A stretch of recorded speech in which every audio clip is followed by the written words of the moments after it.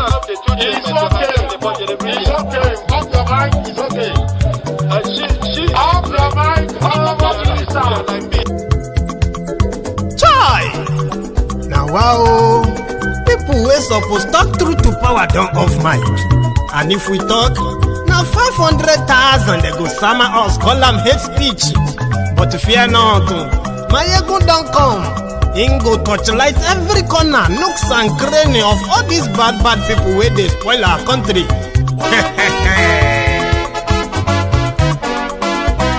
So my people make we laugh, oh, yo. My ego don't come, oh, yo. My people make we shout, oh, yo. My ego don't come, oh, yo. My ego don't come, man of the masses, oh, yo. My ego don't come, oh, yo. My ego diary political, oh, yo. My ego don't come, oh, yo. This one not the off in mind, oh, yo. My ego don't come, oh, yo. And in the touchlight every corner, oh, yo. My ego don't come, oh, yo. Okay, some people be they holla say they want the power. Chai. Them be promise us say we go get light and power. Nah. Them hustle sote they can't get the power. But now they know they do anything with the power. Every day dollar just they get the higher power over naira. Still them talk say make we off mind. But thank God say my ego don't come. So my people make you ladder, oh, yo. My ego don't come, oh, yo. My people make we shout, oh, yo. My ego don't come, oh, yo.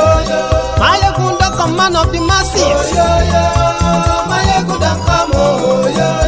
My ego diary political, oh, yo. My ego don't come, oh, yo. This one not the off in mind, oh, yo. My ego don't come, oh, yo. Person where they do evil, no one make person talk. Them say that my yegun, that man too they talk. He do they talk. Say my yegun diary, he they hot like pepper. But every day then they take money in bulk. Woman picking they the street they hawk. Still them talk say make we no talk. But thank God say my yegun don't come. So my people make you laugh, oh, yo. My yegun don't come, oh, yo. My people make you shout, oh, yo. My yegun don't come, oh, yo. Man of the masses. In the time of poverty like this, the economic principle of Yusuf is what everybody should apply in his own lives.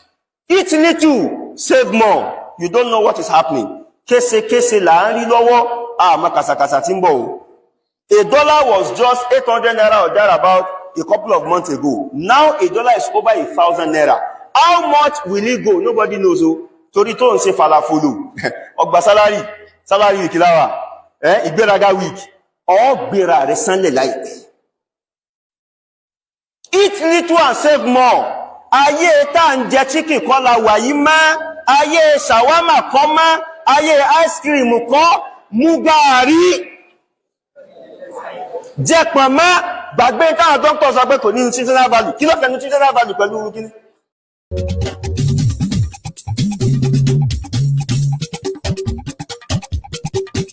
Hello there.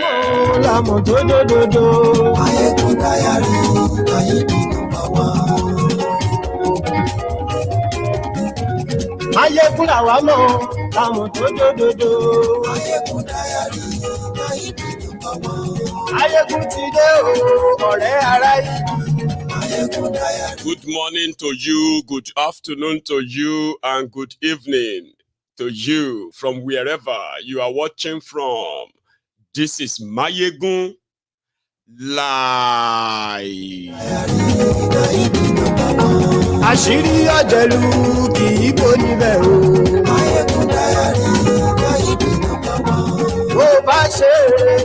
Thank you so much for joining me. Merry Christmas again. From wherever you are watching from, remember, share this broadcast. Invite your friends. Invite your not so friendly friends. Tonight is the People's Parliament, where you would have the opportunity to appear on this screen like others, and you can share what are your own humble experience of Nigeria in 2023? And how much impression does this have on you? And what are your own kind of a view of what 2024 will be all about? Just say,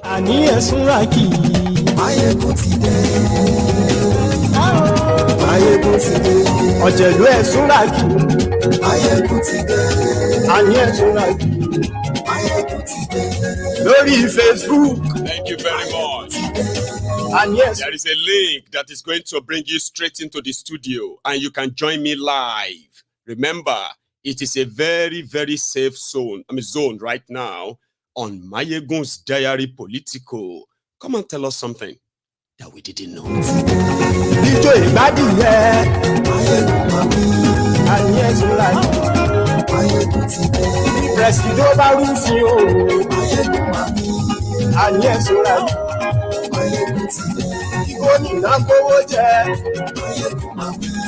though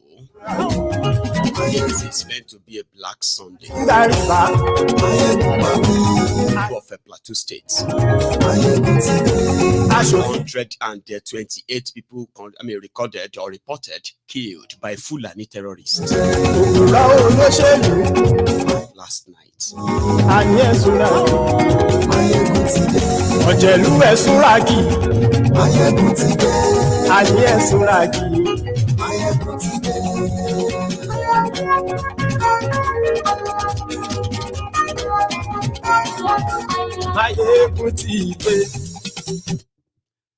Motide.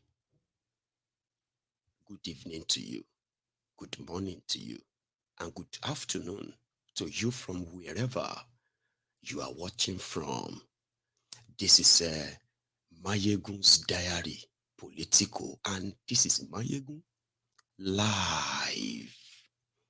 But it's not just going to be Mayegun tonight.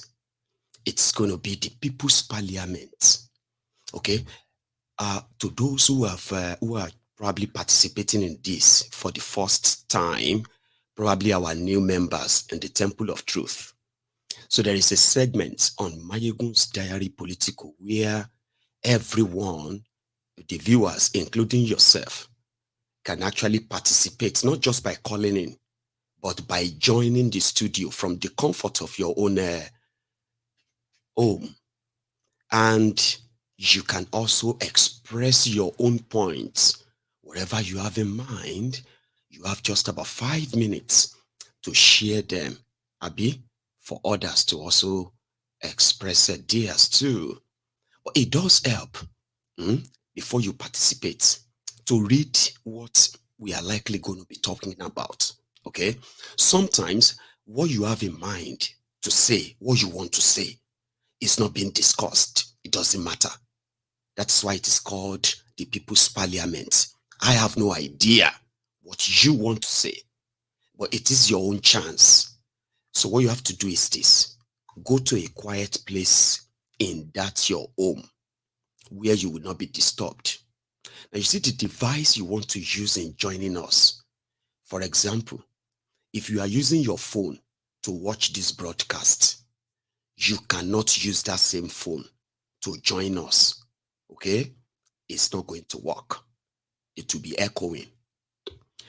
Then, once you have the device you want to use, the link to the studio is right there in the comment or right in the description of the broadcast.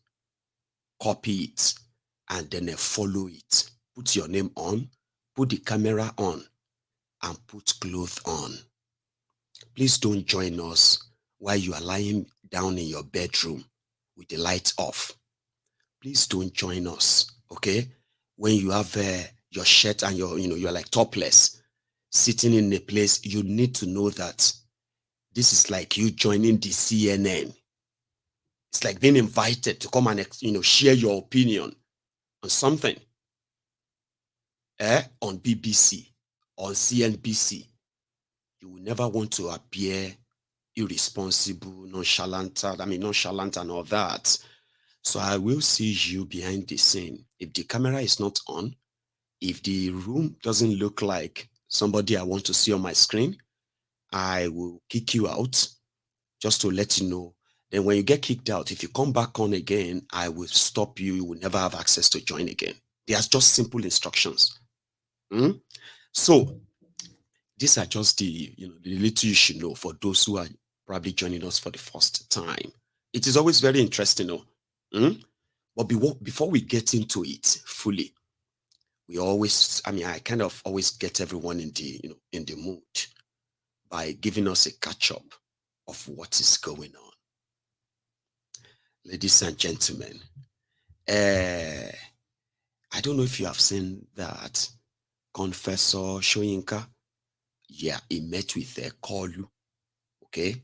And according to him, he went to Kanu to go and present a 7-point agenda. That number one, Tinubu is stubborn. He personally told him 2 years ago that he's too old and he should leave the place for young people. That's what he said. But Tinubu did not listen to him. Now that he's the president, so Confessor now took a 7-point agenda to him and he said, I'm going to give him 1 year before I can begin to know what to say about Tinubu. Okay, so I'll share that with you. I'll exhort it to the Abia governor, the one that the majority currently believe is the first time in 24 years that the Abia people are actually having a tiny tertiary tension, whatever your democracy has to offer in the last 24 years. It's been a family affair in Abia State before him. So he met with Kanu, and he also has something to say by telling you to kind of be patient. Tinubu's policies are going to finally work, blah, blah, blah, blah. You know what I mean? I'll share that with you. And then, but before we get to that one, do you know, okay, let's start with that, because I want to see if there's something to say about the killings that happened in Plateau State yesterday. Baba, slaughter, genocide in the 2 local government areas, about 8 communities. The Fulani terrorists were just going from one village community to another, slaughtering whatever is moving. Men, women, children, everything. 128, that's the official. But you know now, just multiply that by 2, and then you get your original figure. Because they are still not unable to find some people. Fulani terrorists, armed to the teeth, in the middle belt part of Nigeria. Baba, it's like they are stronger than ever. I'm coming back to that. Confessor. My first visit. Well, actually, it's an embarrassing visit, because when I visited him the last time, it was to try and persuade him not to run for office. I think I've written about that. I told Atiku and himself that they should please leave the grounds for young people. That's the last time we met, about 5 years ago. And I call him secretly Olori Kunku, a stubborn man. So he ignored my advice completely. So I came to see how he was doing after neglecting my advice.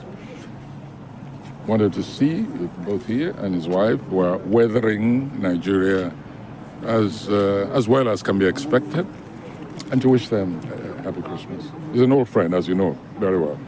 And it was as a friend that I told him, don't run, leave this thing alone. But he ignored me.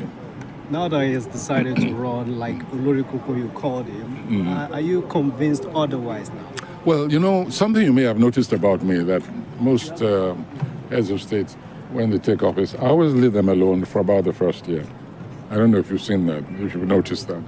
Because they need, I know when they come in, they don't start from ground zero. They often start even lower than ground zero, and they have to make up. So I have this personal policy, whether it's Obasanjo or Buhari or Jonathan, you'll notice that during the first year, I hardly ever say anything. And then people ask me, why are you not talking? I say, go and ask the last person whether I spoke during the first year. So I'm adopting the same principle this year. At the end of 1 year, ask me that question. So what would you like to see him do in the next... That's very simple. I came here with a 7-point agenda. And we had a very thorough discussion on those items. A town hall different from Blue, Bulaba. Laba. So we have to wait till December 2024 and all of that, okay? So then I'll exhort it too. Who had this to say? I think I should just put them all together now before we continue our gist.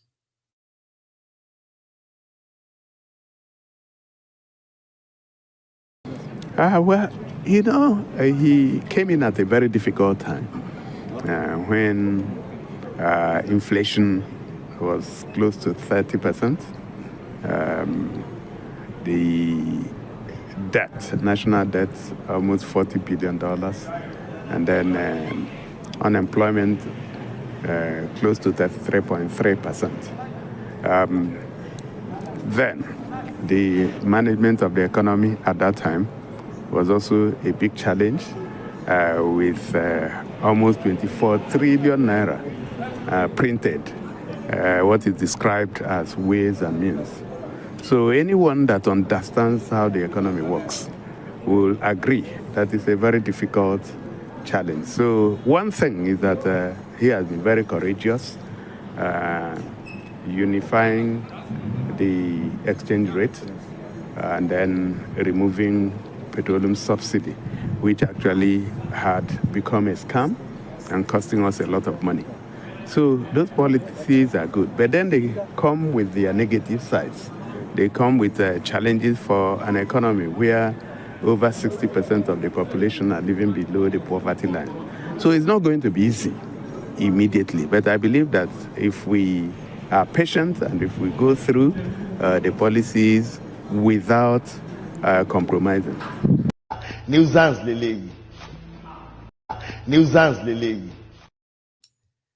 You know, when they lie, you can tell. Alex Otti faced the camera and he said Tinubu has been bold in his decisions. That Tinubu has been able to unify the exchange rate. Is that true? Do you now have one exchange rate in Nigeria? That's right, there's a nuisance in here.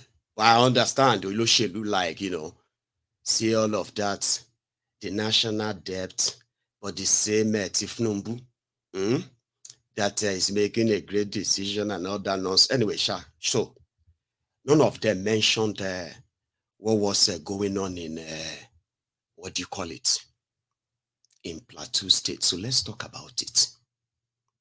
Okay.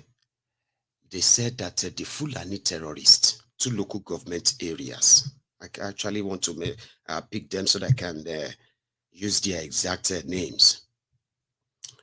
2 local government areas where they have killed 100, they put official, they said 128 Nigerians. Those are the bodies they've still found. Fulani terrorists were going from one community. As at yesterday, some communities, some people were actually on social media where they were kind of raising the SOS. So we are receiving reports that they are already attacking Soso village now. Oh, they've moved to another one. Oh, they've moved to my mother's grandparents, maternal's this or that village. And it was like a killing galore on the eve of a Christmas.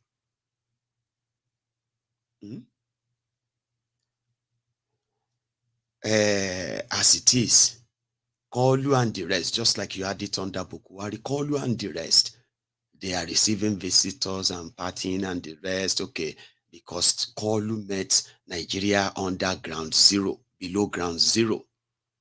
But people that met Nigeria below ground zero, decided to use 42 billion naira to care for Tinubu's wife's office. To use 10 billion naira to renovate Tinubu's house in Abuja, guest house, Shetema's guest house in Lagos, 10 billion.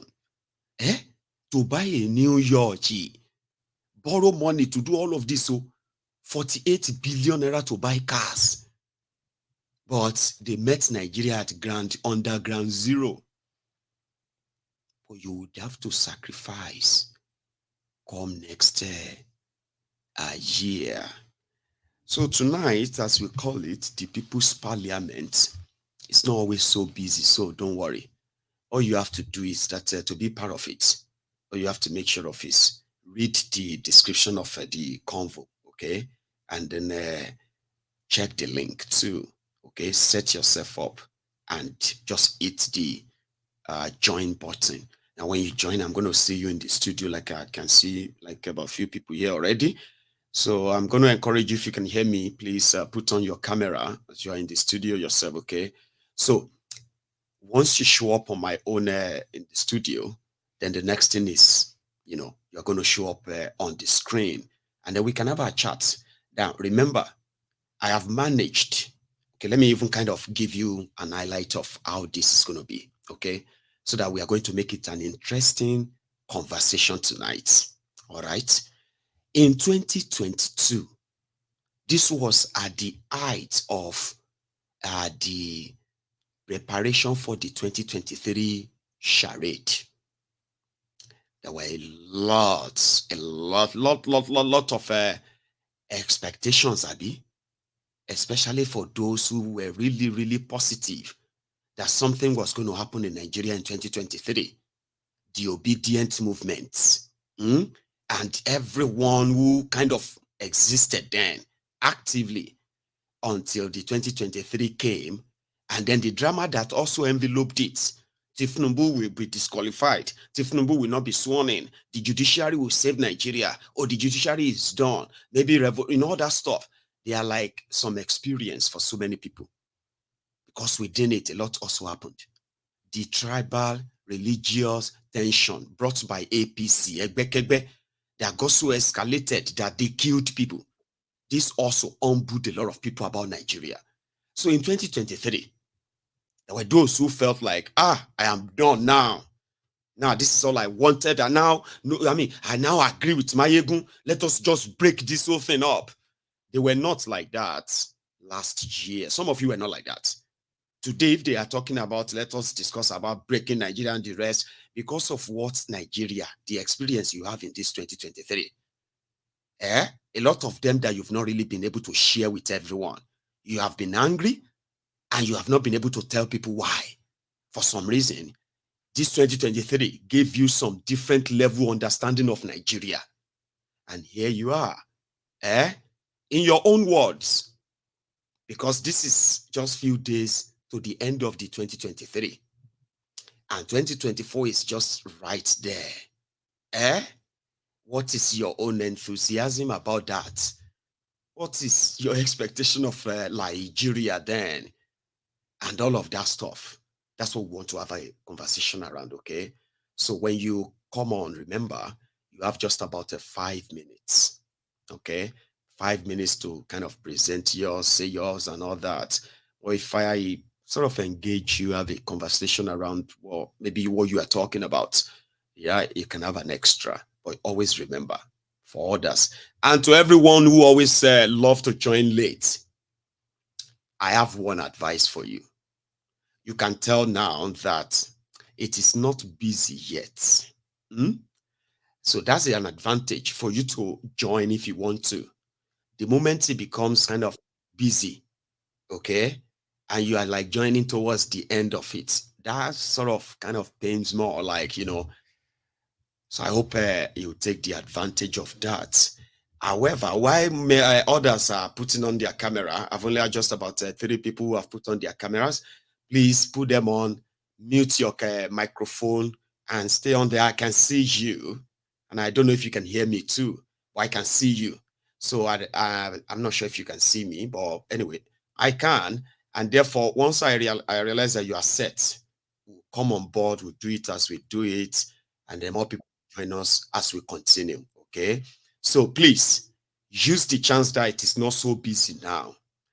So, talking about some of us who have seen through the charade called Nigeria, that Nigeria has already been divided. But some of you who are yet to grasp that reality are those who are thinking there's still something that could save Nigeria. Some are saying that, leadership. Once Nigeria have good leadership now, everything will change. In all those things you are kind of picturing and hoping about Nigeria, there are some of us who have seen beyond that. We might be young and we might be older. It doesn't really matter. Sure, you get. It doesn't take much to understand Nigeria. Like I said, if you are joining me, please don't lie down in your bed, okay? Don't lie down in a bed and make it look like you are just somewhere in your bed, like talking on those Instagram videos. This is not Instagram video. It's not a TikTok video. It's like a proper presentation, So please, and then make sure that it's light so that we can see your face, okay? Put your face on on the camera that we can see who is talking as well, all right? Please, somebody just popped in there. It's like they just woke up on their bed and they put on that. So please don't. Yeah. For those who understand Nigeria well, okay, in Nigeria, they have one constitution, and that constitution is called the 1999 Constitution. Now, the 1999 Constitution is not written by the people. There was never written that people actually, where they conducted any referendum on that paper. So the long story short, those who put the nonsense together, they put together a decree, military decree. Now, inside that military decree, okay, it is like what do you call it? One country, two laws. You see, that 1999 Constitution is more pronounced, active in southern Nigeria than northern Nigeria. In northern Nigeria, they have a different set of law, which is Islamic law, Sharia. So this idea of Sharia is that even though Nigeria law exists, but in practice, they want to practice even their government practices like it is a Islamic government in that northern Nigeria. And they will tell you that is their way. So their Sharia laws are more powerful than Nigerian law when it comes to the northern Nigeria. Do you understand that now? Now, in northern Nigeria, they have the power to put together, paramilitary or military or whatever, like police. They call them the Islamic police, Isba police. Now, you see this Isba police, Nigeria law says as a Nigerian, you can live anywhere you are, anywhere you choose to live. You can live anywhere you want. That law is not true. Sure, you understand that? Then you can practice any religion of your choice. That is not true in practice. So this Sharia North or the Sharia North, their own law supersede that 1999 Constitution. Even though they exist together, they pretend to. So when the military and the police, the way they operate in northern Nigeria, they will have to operate in Islamic dictate of those who are very much powerful religiously. They are religious leaders there. They are more powerful than the military generals in Nigeria. Of course, somebody will be like, you are joking. Oh, damn it, man. When I say powerful, I'm talking about literally, because the moment even the Nigeria military, Nigerian service chiefs, they don't want to offend the Sharia North. Because once you do, your career is over. That is how much, you know what I mean? Those who are supposed to use Nigeria law to protect Nigerians, they are powerless when it comes to the northern Nigeria. It is there, but not until you become the victim of it. You may not know. It is then you begin to question that, is it the same country? Now, as a Nigerian, they say you can run your business, legitimate business, anywhere in Nigeria. As a Nigerian, legitimate business that you are paying taxes on. But that is just the law of 1999 Constitution. There are businesses you cannot run in northern Nigeria. Beverage businesses, alcohol businesses. You can't. So they have police that is more powerful than Nigerian police. If the Isba police take over your hotel or they take over your business, everything, once they accuse your business of anything and the Isba police comes around, Nigeria police, Nigeria military, they stay away. That is that one Nigeria. So we started telling people that, listen, a lot of you psychologically, you are doing your best to try to placate the Sharia North so as for you to feel like you are Nigerian.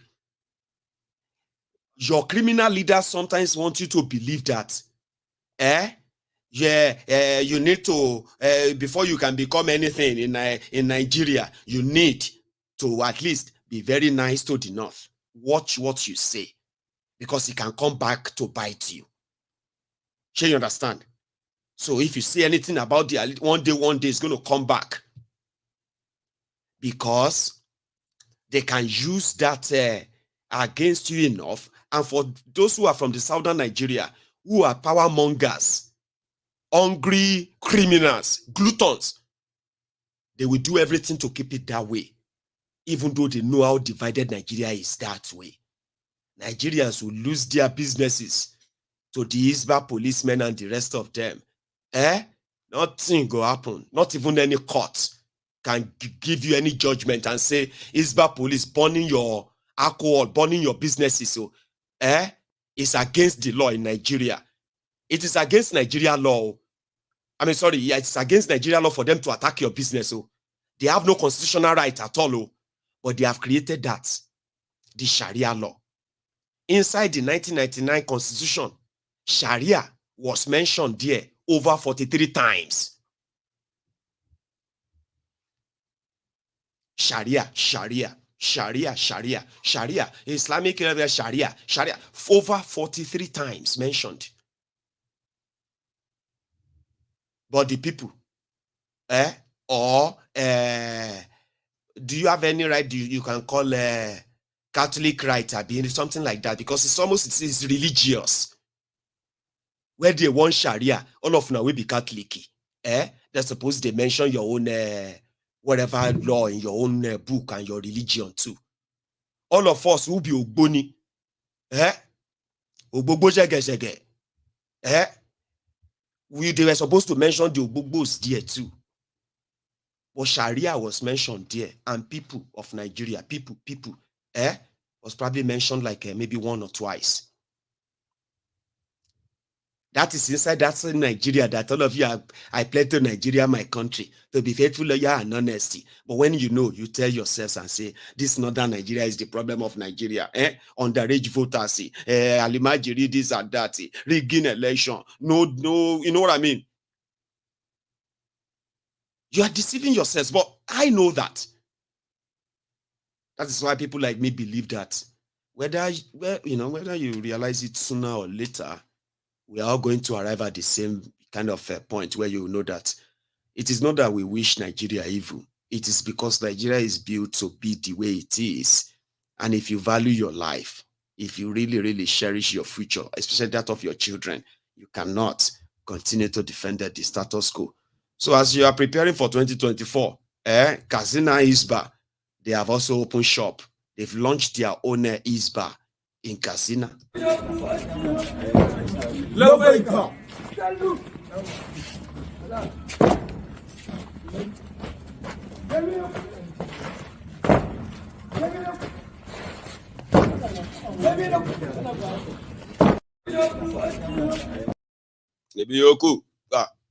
They don't get anything. They will use the money. They don't even have money. They don't generate any real money. They rely on the federal allocation from the crude oil and tax money. VAT, all those taxes. So that is the money they use to buy them uniforms. And guess their job? Their job is they are moral policemen. They will go to hotels and look at those who are, who are boyfriend, girlfriend coming to hotels. That is haram. They will arrest them. They will shave the head of those who they believe that are wearing some hairstyle that they don't like in Islam. They will shave their head. So whenever they realize that somebody committed blasphemy, they will arrest them, take them to Sharia court, sentence them to death. That's what they are grouping them for. They have nothing to add, though, no value to add to anything, but they will collect allocation every end of the month, and they will pay them like that and say they are doing the work of Allah in that, what do you call it? Anyway, I'm going to bring on the parliamentarians that have shown sort of readiness and consistency that they are still there. So please, you can mute your microphones so that when it gets your turn, then we can, you know what I mean? So Merry Christmas. So by the way, everyone. Merry Christmas, my Merry G. Christmas. Merry Christmas. Prince Jejema. Baba. Baba to Kanu Mike. Merry Christmas. Everybody. So you are the early callers tonight. So which means that we can start. Others, I don't know why. I think some people are kind of camera shy sometimes. Or some are just testing it out like, is that me going to just come on the screen like that? Yeah, you are. You are welcome to joining us on the, the Temple of Truth, the People's Parliament tonight. So, dear parliamentarians, the way we are going to do it tonight is we have all experienced this Nigeria of 2023. A lot happened, a lot. So a lot of us have had more experience about Nigeria now than you had a year ago. So now that we are going into 2024 with your own experience, either humbling experience or a sort of recertification, or what should I call that one? Like something to reascertain your conviction. That we know it and we are not wrong. I know I am not wrong, and I'm not really surprised. So we would like you to kind of make it about your experience, and then you can then share on whatever else you have in mind tonight. So we'll make it as interesting as possible, and we hope the network is going to be our friend on our side while others join us, okay? So I'm going to start with Jude. He's been there for a while. So I'm going to start with you. Then I'm going to go straight to Paul.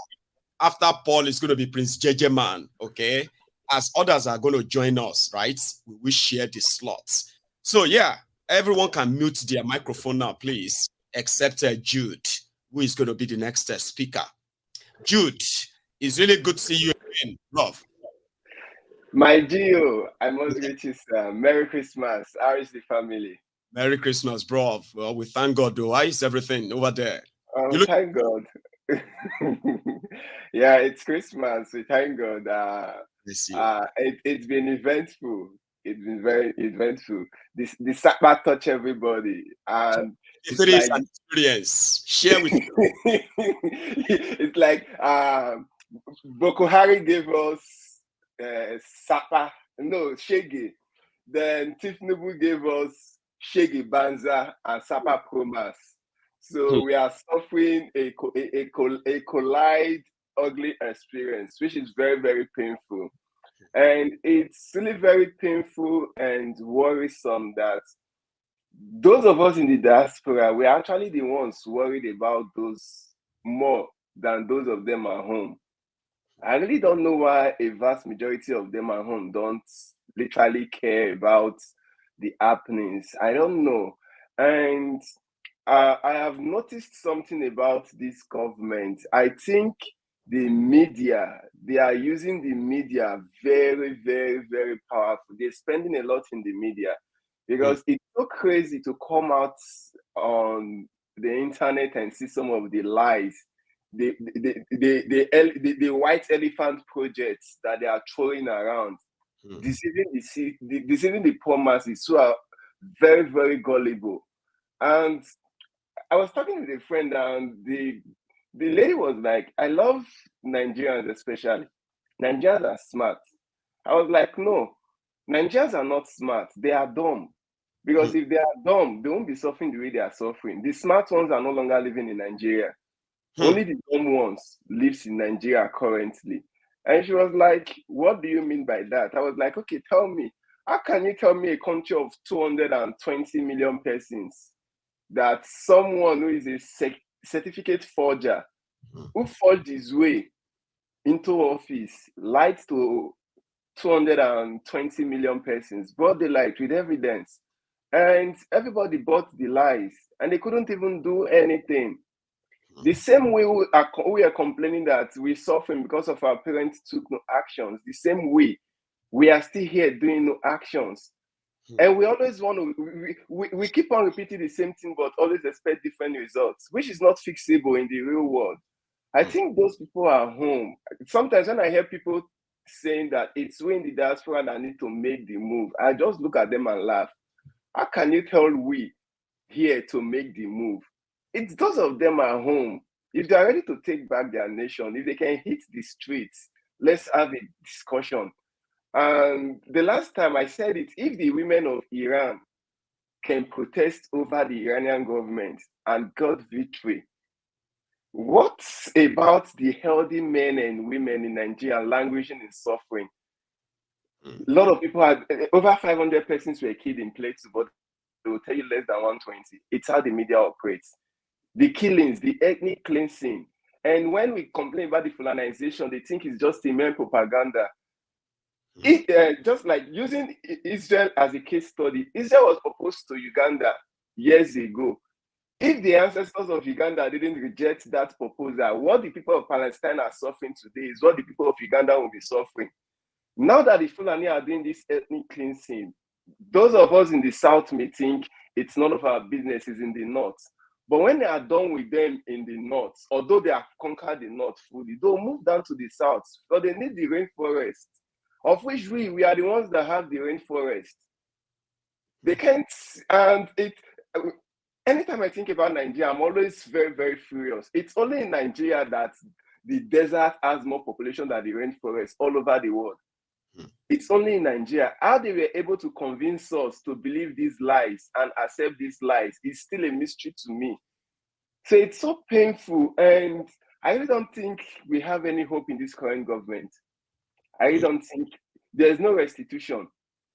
It's hard time the people at home start thinking of how can we take this country back? How can we hit the street? If there's no revolution, there can't be victory. And that revolution, there must be bloodshed. Life must be lost.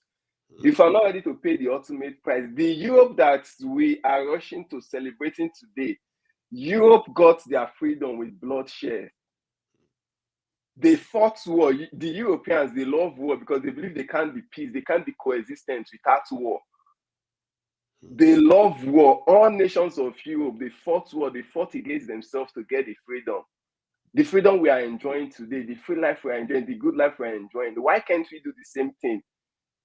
Nigeria as a country is richer than Europe when it comes to natural resources. It's facts. What resources do the Europeans have? Everything they have, they exported from Africa. So it's so painful that we are not just ready to do the right thing. I think anytime we are ready to do the right thing, we'll get our country back. And no matter what, I am proud to be an African. I am proud to be an Igbo man. But I am never, and I will never want to associate myself with anything else to do with Nigeria. Because having the name Nigeria alone, when they will look, I had an interview some couple of days back. After the interview, the lady asked me, "Are you really sure you're Nigerian?" I was like, "Yes." And she was like, "It's not in our company's policy to employ Nigeria, but I'll work with you." And I was like, "Thank you, ma." So just imagine my nationality almost cost me a job. So I don't want to associate myself with anything that has to do with that failed state. So the earlier the people at home start thinking of what to do, how to hit the street, and you don't just have to wait for who to lead it. How can you tell me that a family of 4 has to survive with less than $50 in a month? What is $50? That's not even what kids take to school to spend for lunch in a day. That a family of 5 is going to live on in a month. And the politicians are borrowing billions of dollars to buy their self-executive cars, fly executive private jets. And we are doing nothing. We are sharing. But some of the thieves are busy sharing rice in the villages. Yes. And you see the same people who are suffering, they are clapping for them, dusting their poverty validation cards to vote them in 2027. It's so heartbreaking. It is. The people at home, we need to wake up. Jude. We need to wake up. Yeah, I'm going to keep you around just for a few minutes if you stay, okay? Okay. Because I want you to take a breath, like, you know what I mean? You could go like that for the next hour, which means that you might still have much more to add to this chat. But let Paul takes over. I mean, let Paul take over from here. Paulo. Okay.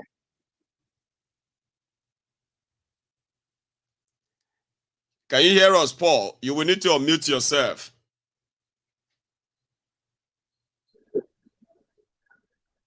Hello. Yeah. Hello, Michael. Please, Paul. Can you hear me? Loud and clear. Can you hear me? Go ahead. Go ahead. We can hear you. Yeah. Go on. Okay. First of all, I want to wish everyone a Merry Christmas and a Happy New Year.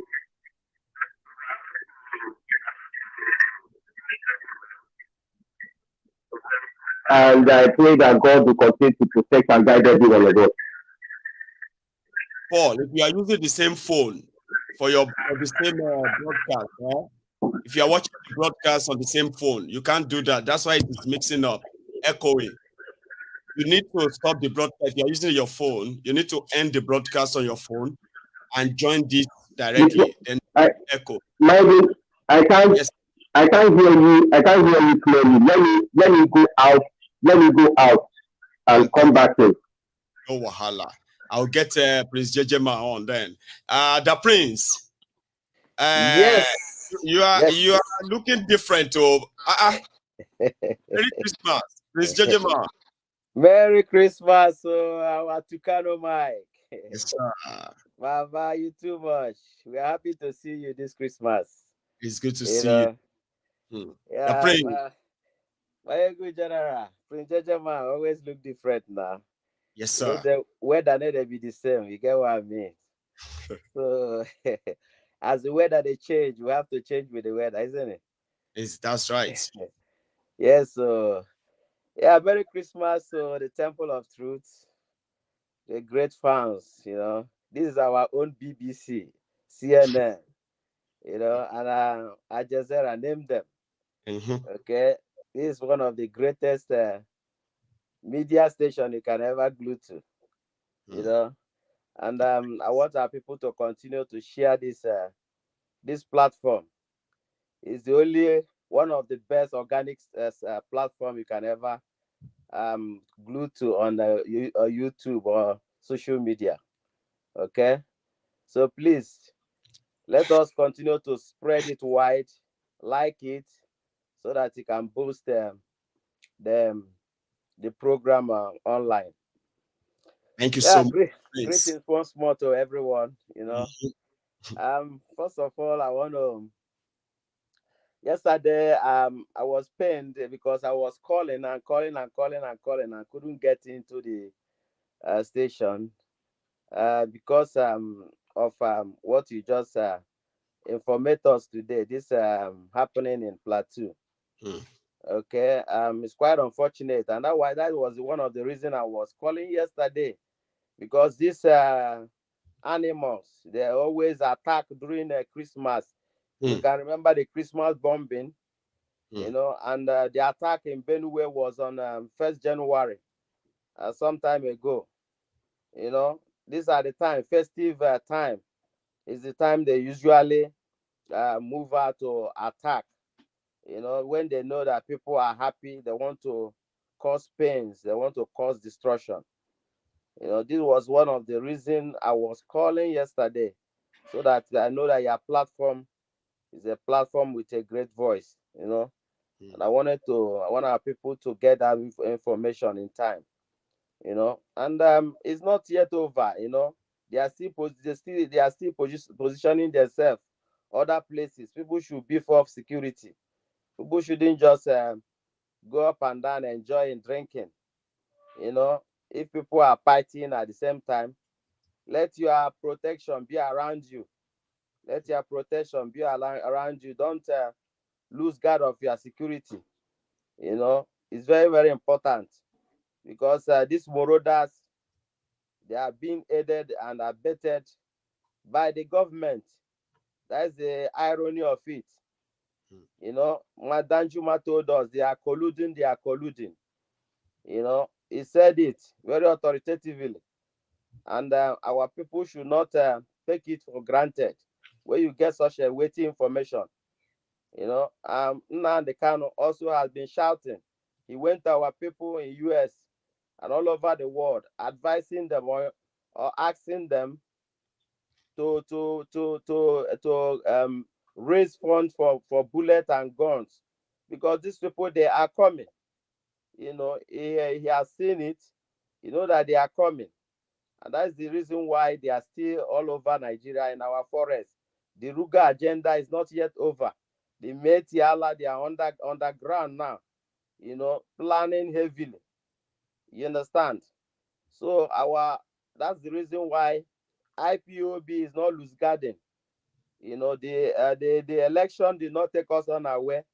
The selection, so-called selection, the Tinubu presidency did not take us unaware.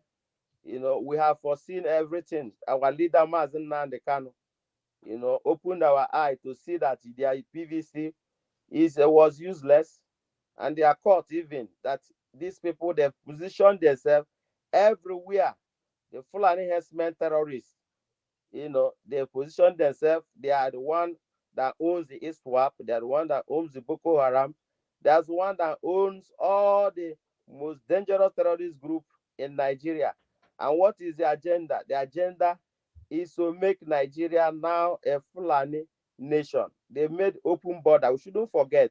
You know, we should keep on, you know, re-echoing this so that our people do forget. Once we put on our shebi and we'll be partying and throwing money up and down, we'll forget all this vital information. We were told by the dead Obadiah Malafia that these people are going to invade 2022. That was their year, and they miss it.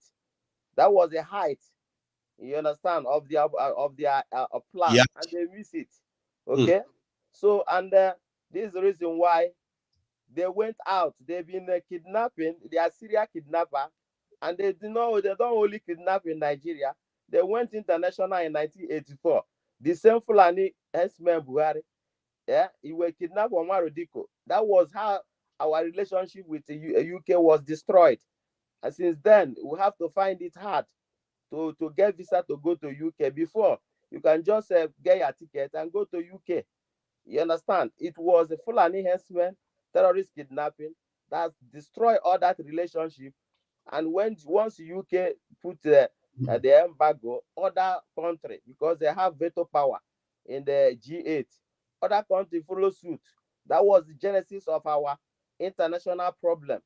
You understand? And Nigeria is now seen as a terrorist country. And this man and the group and the family, they are not tired. They went again and kidnapped Nnamdi Kanu from Kenya.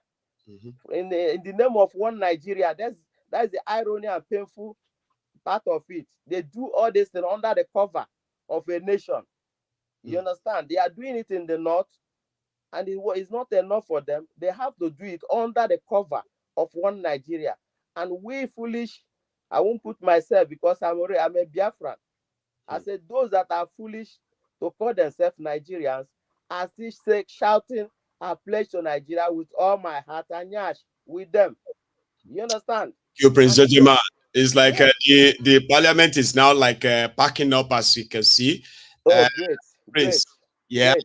Thank you so much for that. Let me put Paul in again. Oh, did I just lose Paul again? I actually thought I had him on, and then you know. So okay.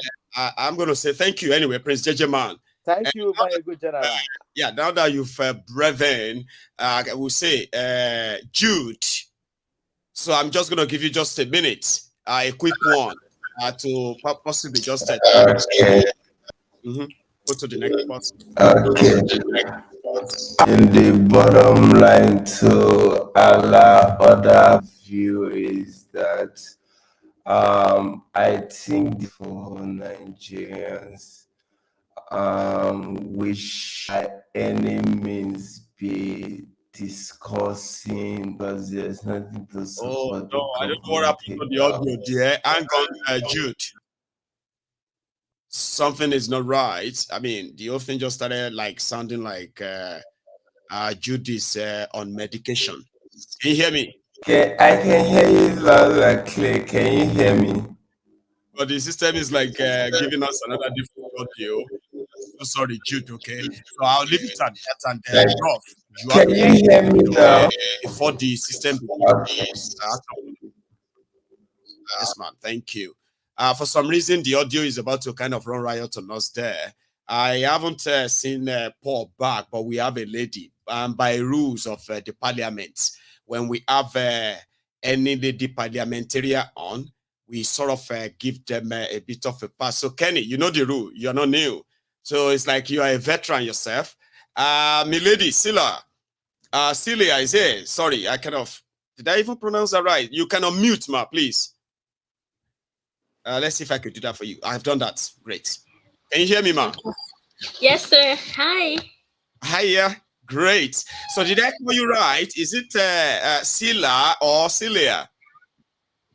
So my name is Priscilla.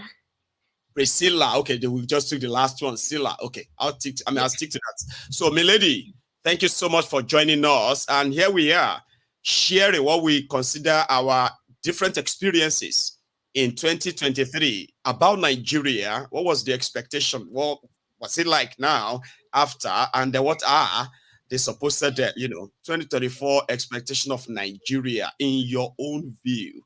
Ma'am, please. Okay, thank you very much for opportunity. And this is the one you see that says Garba Life. So this is me. The one on the chat you see, Garba Life. That's me. That's brilliant. That's finally. My YouTube. You see, yes, that is sir, what that's my YouTube channel. I'm so happy to meet you finally. How are you? Fine, sir. Thank you. Great, ma'am. Thank you, everyone. I'm just so happy. This is the best Christmas. Okay. So yes, ma'am. My expectation, at first, I'm so disappointed at the outcome of the election. Right. Peter Obi was here with me, with our church and everything, and like Nigerians here. Right. And my expectations for next year, hopefully, is that we do a lot of protests and actions. Like right after protests, we're going to act. And I don't know how we're going to do this, but the other day, I'm not sure how to say her name. Is it Cham or that lady? She was like, if you're going to do anything, let me know. I'm going to come out. That's me right there. If you're in Los Angeles or something, you guys want us to do something and meet, come on, LA, y'all. We need to do something. We need to speak. You know, I'm sounding like this because I'm from Southern Kaduna. Sir, my family, my entire village was wiped out. Out of the people that were killed towards the end of, was it 2021, like November, my whole village, like some of my relations, about 40 something, I'm related to them. There are some of them that were born right in my eye, like they were kids. And like, let me just quickly share a little story. One of the kids that was killed is a nephew to me, I'd say. So their mom said they really worked hard that year to like farm, and then they were farming to save a little money. And these are villagers. They're not asking for too much. They're just asking just their simple life, and they're just asking for something little to make something useful out of their lives. And they were trying to save their money and buy little baby piglet, like the pigs. And then when they sell those pigs, they get money, and they're going to start they'll open like a shop. We call it shop, right? Like the store in the village, because it's like a village, right? They were not even given the chance to even live to that dream. That little simple dream. Who does that? What kind of country? They should look at my eyes. Oh, I was born in Yoruba, like Kwara State. I think it's Ifelodun local government. I grew up in a seminary in Igbaja, Ekwa. But I'm just trying to give a little background of myself so that I'm not like a total stranger. It is a safe place. I actually had to put it in the description that it is a safe place where you are indeed, because whatever you share with us, right, you may not have an idea. You said it earlier that, oh, it's an opportunity. You are so happy for this. No, we are opportune to actually share this minute with you. And like many other people we are sharing similar with, right? Because when you share your stories, okay, there are a lot of people who watches as well, right? That they have been trying to put it into context, what they are hearing about Nigeria and sometimes what they see. So when we have people who have the personal experience to share, it's golden, it's precious. So we are happy to share this with you. It's a safe place, and please, no, don't hold anything back that you don't want to hold back, and keep everything that you don't really want to share. This is a very safe place. Please continue. Okay, thank you, sir. So when they killed those people, oh my goodness, I tried to reach Adiola Fayon, and I sent her something on Messenger through Facebook. I'm not sure she got it, because I can give you guys like first-hand information about Southern Kaduna and the crap going on there. So, but you know what? I'm glad that people are standing up, even in their simple ways, trying to. It's so sad that my mom was telling me of even little children, like like small children holding sticks. Even little children, primary school children holding sticks and walking around like they're little protection because the government didn't stand up to them. Wow. Yeah, they're holding knives. I want like the little children. I'm like, how can they grow? And this woman, is it Remy, the Tinubu's wife? I think was it her? Because I tried to keep up with Nigerian news, like our channels, guys. And is it Arise? Anyway, so they were talking about giving something that has to do with like education for our children. Like when she did what did they, orphanage? Like the orphanage children? Yeah, something like that yesterday. And she's like, so that when she was the first lady of Lagos at the time, yeah? No, just yesterday. She was like hosting, is it yesterday or day first day, like children from an orphanage? Yes, it was yesterday. I'm like, wait, what is she talking about? The only time children can have opportunity to go to school is when there's safety. When the environment is safe, they go to school and they live a normal life, they thrive. But when there's insecurity, how can children go to school? We can't give birth to children and see our children die before our eyes. God forbid. We're not going to bury our children. They should bury us. What the? I mean, so I'm not going to say too much because it's going to like spoil my Christmas, because I'm just shocked at what you're saying that happened in Jos. I didn't even know that something like that. What is it? Some place in Plateau State? Because I live there too. So, but what is going on in Nigeria? It's just time to act. I'm telling you guys, it's time to act. Even if it's just 5 people, we can protest. Yeah. Do you have that sort of, enthusiasm that 2024 could bring, if not an end, but close to an end of the docility of people, where people seem to be sort of powerless, like they won't do anything?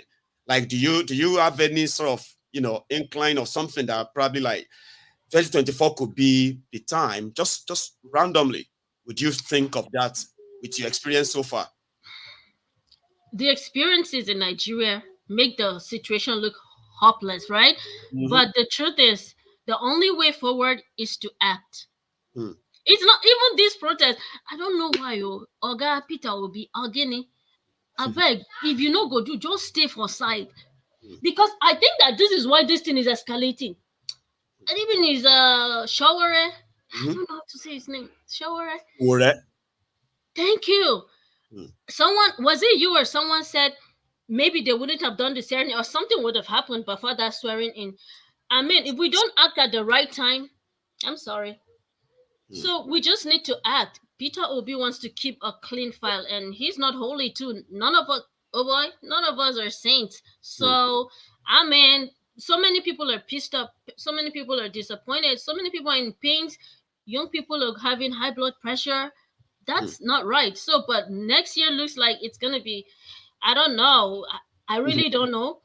I don't want to say hopeless, but if we act, guys, man, that's all I have to say. We'll see how that goes. 2024 is just about a few days away, and it may start slow, and it may start somehow.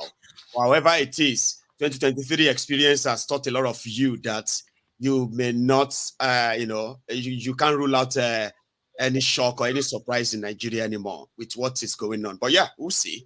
Thanks a lot, milady. Thank you. Okay. Yes, I wouldn't know why Kenny disappeared on me, but I'm glad that Paul is here, and I hope the network works well. Now, Paul, just before you speak, okay? Paul, you cannot use the same phone that you are watching this broadcast on, okay? Like you go from one app to another. You can't do it. So with that, we'll be having problem with the communication, okay? The audio and all of that stuff. So it has to be like, if you open any other app on your phone, you need to close everything, and you only be left with the one or device you are using right now, rather. So I hope you heard all of that, Abi. So Paul, a quick one, back to you, please, if you can hear me. Go on. Okay. Hello, Michael, can you hear me now? Am I audible enough? Yes, I can hear you. There's no background sound? Is it clearer now? It is clearer now, and you can just speak on. When I shake my head like that, that means it's fine. Go on. It's fine. Okay. Well, Merry Christmas to everyone. I pray that we now move into the new year with the blessings of God, the protection of God, and everyone will be fine health-wise, physically, and everything. Yesterday when I spoke about, and thank God before you even opened the studio for everyone to join me, one of the things you actually touched on was how they've opened the Hisba police in I think Katsina. So it just shows how I keep telling people that religion is actually more dangerous than politics. Just like my sister said before I came on, the reason why you will not see a protest, the reason why you will not see people moved is because of religion. It's very simple. Religion is the yes, Jude spoke about the concept of using the media. Yes, that works. But the strongest point is religion, because religion is the bottom part. That is one that reaches the masses the most. Not everyone watches the news in Nigeria, not everyone listens to the media, but everybody goes to the one way or the other. They go to the churches, they go to the mosque, and like you said, you can see that even religious leaders in the north are more powerful than generals. They give orders. They can actually cause serious arrest with one statement. It just shows to you how powerful religion is. And I keep telling people, it's just like the civil rights movement in the US, my God. When you look at the way everything started, see Martin Luther King and all that, you can see that the churches and even the Muslims, the mosque in the US, that was how they were able to pass the message to the people. The likes of Elijah Muhammad, Louis Farrakhan, Malcolm X, they were on the Muslim side. Martin Luther King and the others were on the Christian side. But they were both firing the same message. The same message. They used religion, they used the churches, they used the mosque to awaken the consciousness of the people. But can you say same in Nigeria? What are the messages that they are passing on in Nigeria? They are passing the messages of falsehood. They are prosper in a reckless economy, an economy that does not work. You understand? So religion has definitely killed a lot of consciences. It has killed a lot of minds.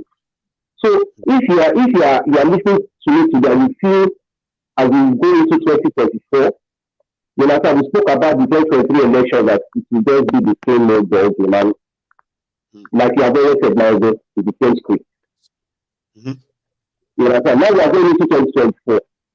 Everyone is, like my sister said, we are feeling people should protest. They can't. They've been programmed to stay. It's just like your pet dog, my dog. Is that you taught the dog to be quiet. They are sit down there. That is how Nigerians are. They've been programmed until the churches rise up to the occasion, until the mosque rise up to the occasion, until the traditional worshippers rise, until everyone begins to speak the truth. Nigerians will not wake up. This is simple. It's not. It is not magic. You see, we are to just start one day. How does it want to start when the consciousness is not there?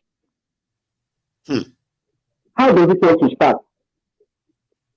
So Nigeria is still in limbo.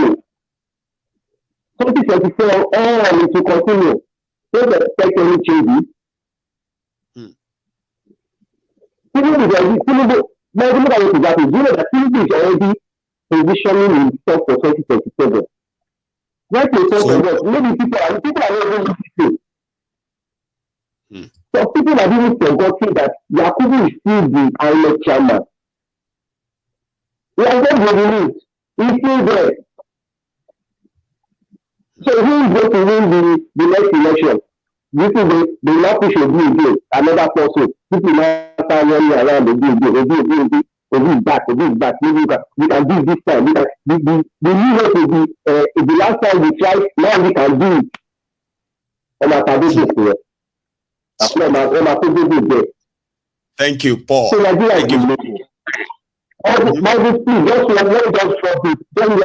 drop this for those who are very religious. The only religion that is pure and undefiled before God, before the presence of God. If you are a Christian, open your Bible to James chapter 1 verse 27. The only religion that is pure and undefiled before God. James chapter 1 verse 27 says, pure religion and undefiled before God, and the Father is this, to visit the fatherless and widows in their affliction, and to keep himself unspotted from the world. That is the only religion that God sees.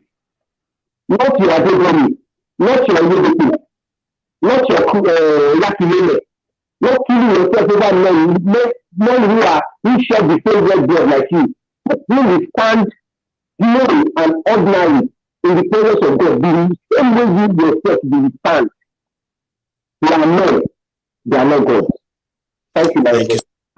God bless you. Paul, I appreciated that effort because of our time as well. Now we are going to have to share this slot that we have more parliamentarians online right now. So Kenny is going to be the one to go next now, okay? And then Danny, thanks so much for your patience. I love that. You have been very kind of, attentive and then like following and all that. So thank you. You are going to go after Kenny. Meanwhile, Sir Theophilus, I am going to come to you as well after Danny, okay? Then I will come straight to Saulu. I will actually you. Sir Chris, my wife, you are going to be the one to hold the baton for the next step batch of the parliamentarians that will join. So we will make sure that people should get their microphone mute. Kenny, is that from your side? That's quite loud. Yeah, so I think it's better now because it's yours now. No, you cannot mute because you are going to go next now, sir. Please. Okay. So how about now? Is it better? It's better now. I wasn't sure where the sound was coming from. So yeah. Well, it's Christmas actually. I have a lot of visitors. I have. Bless you. Today happens to be my daughter's birthday as well. So yeah. Okay.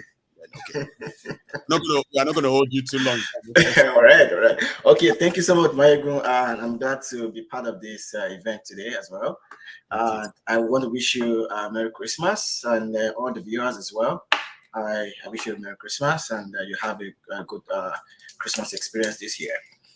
So without taking much of time, You see, I think Paul has actually mentioned one of the major roadblocks or bottlenecks that we see, that's going to be like an impending, thing for us in 2024. But I'll start very briefly with what are the lessons learned in 2023.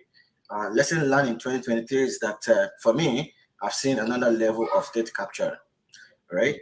And then the second point is that I've seen the level of the election manipulation, so that bar has been raised, all right? And then going forward, trust the political actors. They will take it more, higher until people explode eventually, So for me, I never believed what I saw, what I hear during and before and after the election, and also in the judiciary process, so for me, lessons learned in 2023 is that they rose the bar beyond my expectation, and I'm pretty sure beyond everyone's expectation as well, right? People can believe that election or somebody can actually come in, hijack the whole institution, and then come before everyone and start lying back. Before now, there's some level of decency, but right now, the decency has totally gone off the roof. Right. So for me, it's another lesson learned. So where are all of these things taking us to in 2024? Which it's a very big question mark that we all need to strategically sit down and look at to say, okay, hey, do we actually understand all of these events, the implication of that? Obviously, some people do, and they can see the reality of the day in terms of how it's impacting the economy right now, So people, but however, so a lot of people still don't understand how, why they are where they are, why things are what it is to now. It is not by chance. It is by design that things that are happening right now are happening because the political actors, because of their actions, their decisions, and people need to really, look forward to see how they can really, hold all of these people accountable or demand for change. I understand the fact. In fact, that's one of the reasons why myself I support Yoruba Nation. I've been, I've mentioned it several times here. I've been an advocate of Yoruba Nation. I haven't gone through. I've been studying Nigeria for over 15 years now. Sir. And I've come to the point where I'm on the same page where Professor Akitoye is in terms of how we want something to work for ourselves, how we want to build our things, So I'm on that same page.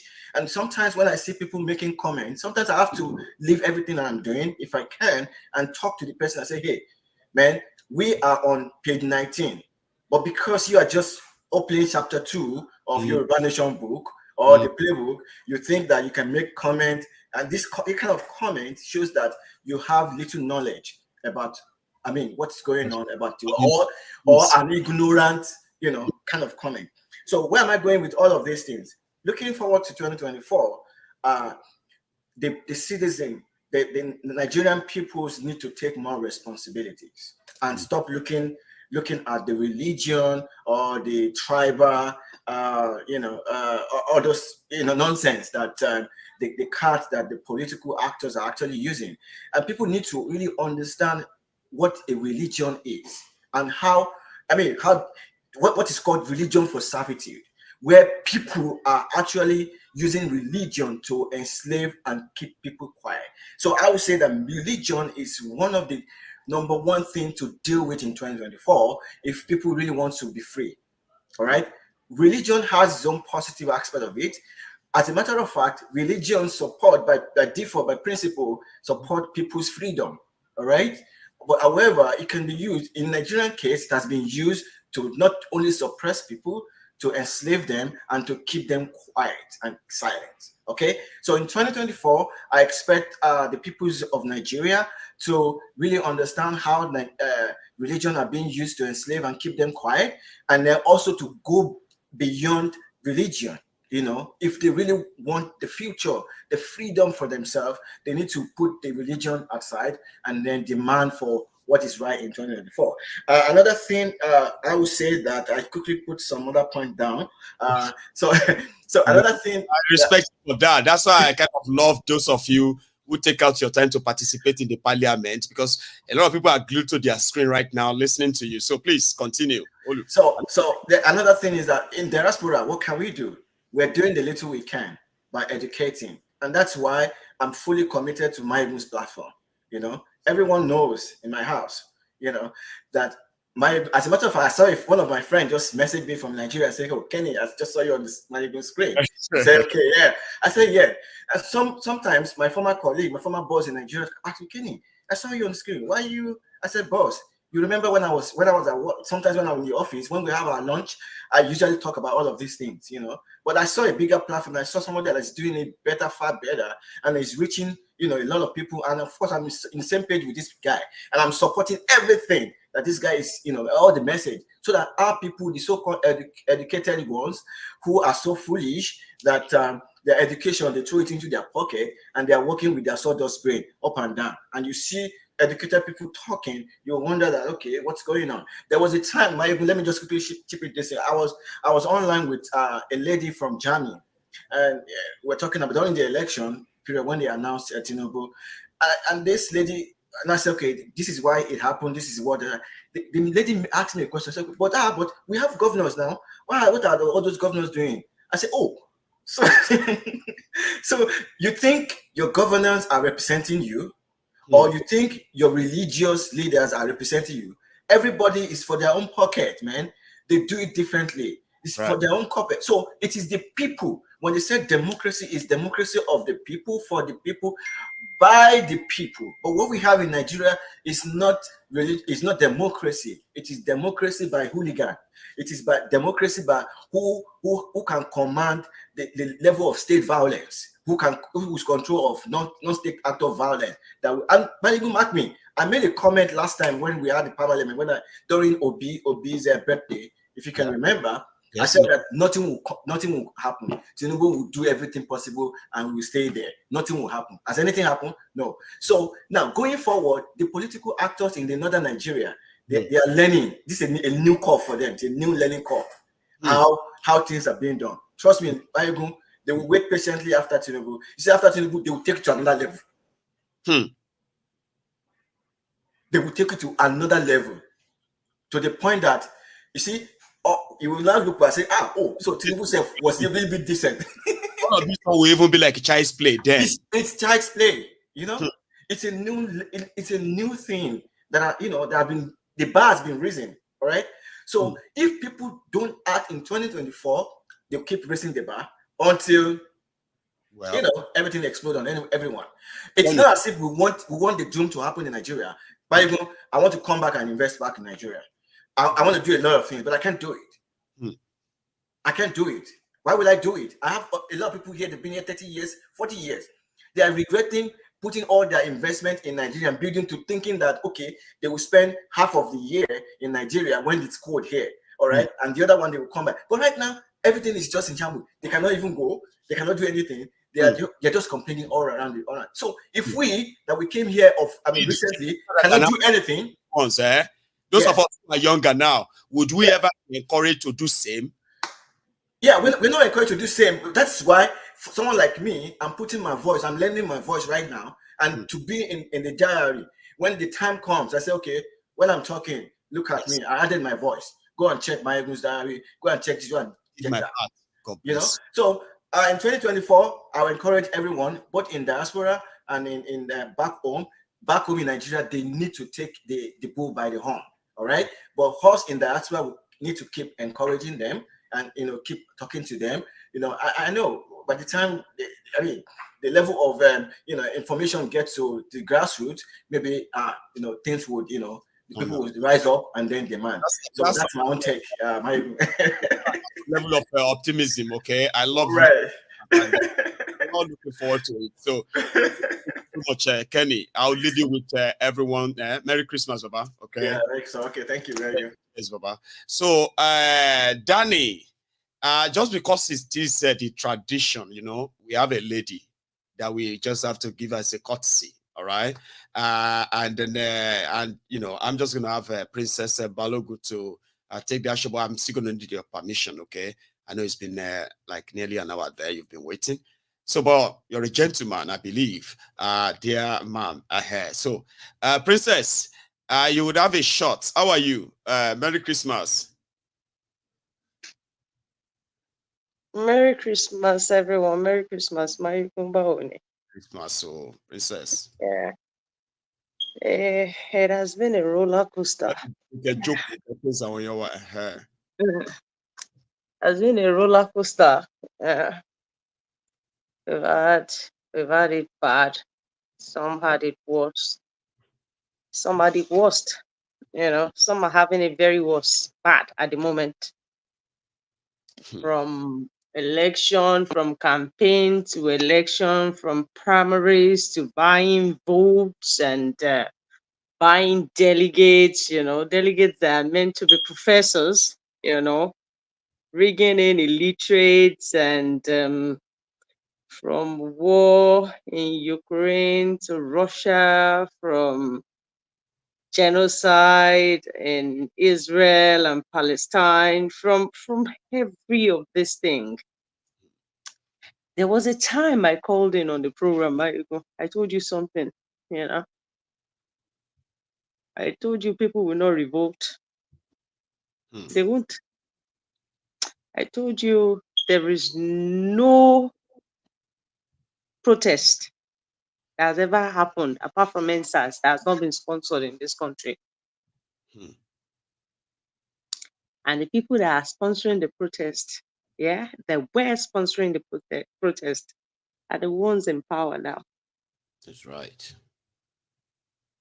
There won't be much. Practically everything has been weaponized. When someone said earlier that the media has been censored, the media has been a weapon all along, even in the diaspora, even abroad where you guys are. The media has always been a very massive weapon to the elite. Your food, what you eat, what you put in your mouth, the water you drink is controlled. Religion on its own is a weapon. I said it on this program sometimes ago that it's like a pyramid, like a triangle. Yeah, you see that triangle? Yeah, there are 5% of people up there. Yeah, 1% elite. They are there, up there. Then the police is next on that line, you know, to enforce whatever the 1% up there, to enforce it on the remaining 95% of us. Then your religious leaders, you know, the likes of Adeboye and Kumuyi, you know, the likes of them are on there, on the next level. They won't tell you to fight for your right. They won't tell you what the Bible said. They won't tell you there are verses in the Bible that Jesus was angry. They bring the foolish Jesus that we, you know, they present him in a kind of way that you have to be dumb. They won't come out and tell you that Simon Peter, they carry weapon about. Yeah. Ijawa, Ijausi, Simon Peter Mawa always guiding it. Where did he see the weapon he used in cutting someone's ear off? Oh, no, tell me, Mayegu, I don't understand these things, oh. And I promised myself, because before coming here this night, that I won't make any noise. Where Simon Peter see knife where they call person here? Like now, because miracle happened for that place, I made a record out for Bible. Oh. If there was no miracle there, we might not have heard about it. And now that person carry weapon, yeah. And did Jesus ask him to throw the weapon away? No, he didn't. He just said he should put it back. Then Jesus comes, put super glue for the air, comes staple and back. Now just that's the miracle. Ijawa, Ijaosi, when Jesus were always guiding. Jesus go gudu ni kò fìgbà kan túra lẹ̀. Eye shebi wèrè, eye shebi òmùgọ̀, Jésù ò kì í ṣàrìndìn. Let them preach the Jesus that would fight for the poor. They should preach the Jesus that would not allow you cheat the other person. They should talk about the Jesus that went to the temple and saw them doing something wrong, and he was so hungry and scattered everywhere. Right. Preach. Let them bring the violence Jesus. Let them bring them on board and see how people will react. People are being programmed every now and then. Mayegun, I told you the Naira will be what it is now. It is going to get worse. I said it about 2 years ago that you will probably be using the Naira note to wipe your butt in the toilet. It is going to get to that. The last time I came on here and I said they should start checking bank votes for money that Emefiele has hidden there. Nobody paid attention to that. That guy was walking like a god. In fact, he so insulted the prestige of the VP that you would think he was in charge of the country. You can imagine the audacity that man had to come and contest to become president of this. Impunity would Nigeria. So when I look at this thing, see, Gen Z, Mayegun,